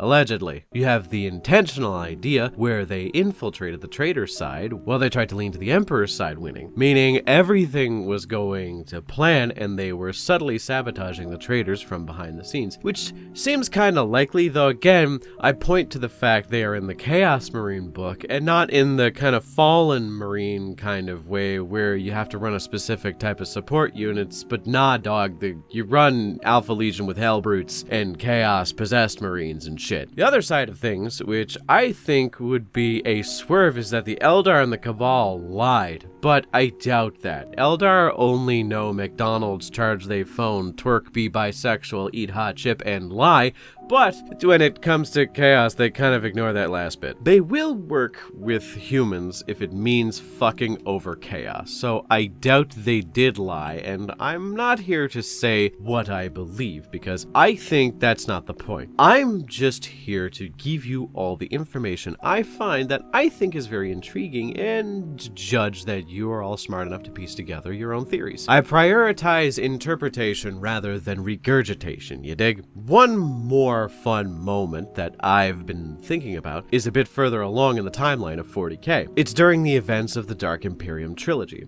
There is this character that, I shit you not, your opinion is going to go back and forth about a lot if you read it. He is the militant apostolic Matthew. He is a pious man who was chosen by Guilliman to represent the best example of faith in the imperial cult. Basically just being a kind person to the people around you. Love the sinner, not the sin type beat. He bounces back and forth between being annoying, being close to getting his head fucking ripped off by Guilliman, and also being close to being the most important character in the book series. So I'll tell you what he does and why that matters to the narrative I'm pushing. But basically towards the end of Godblight, the third book in the series, he leads a small holy war style army to go and aid Guilliman's war to retake the fragment of Nurgle's cauldron, blow it up, and save the planet of Iax as well as the greater Ultramar. To spoil something, but not spoil too much, he ends up being a living saint that ends up saving the day in the end of the book in a very grand way. But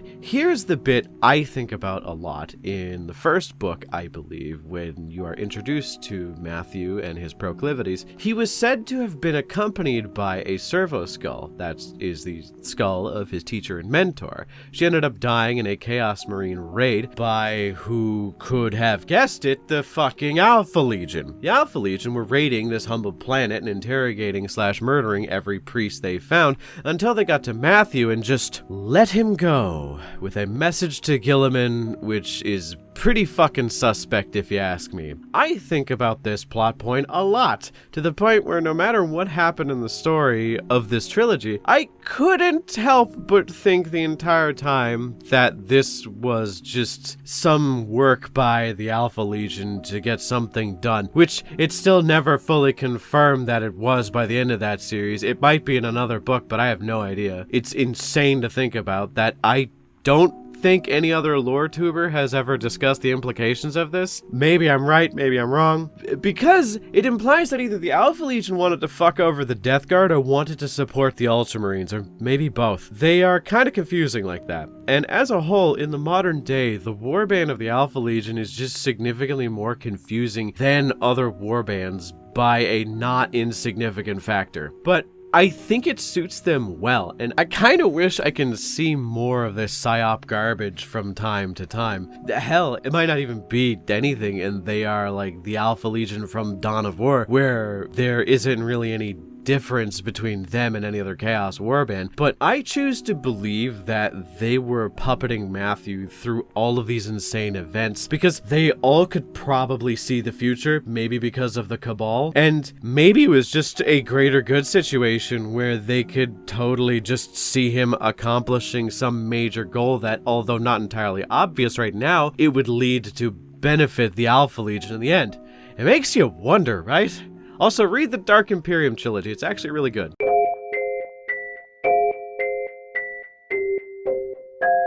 And that was 20 chapters and/or warbands of Space Marines covered by some idiot like me. What were your favorites? And what chapters would you like me to cover in the future? Let me know in the comments. And also, if you aren't subscribed, make sure to subscribe, as I cover a lot of different content. Thanks to my channel members for supporting me, and if you want to support me as well as gain access to additional content, then become a channel member today. Thanks again for watching, and until next time.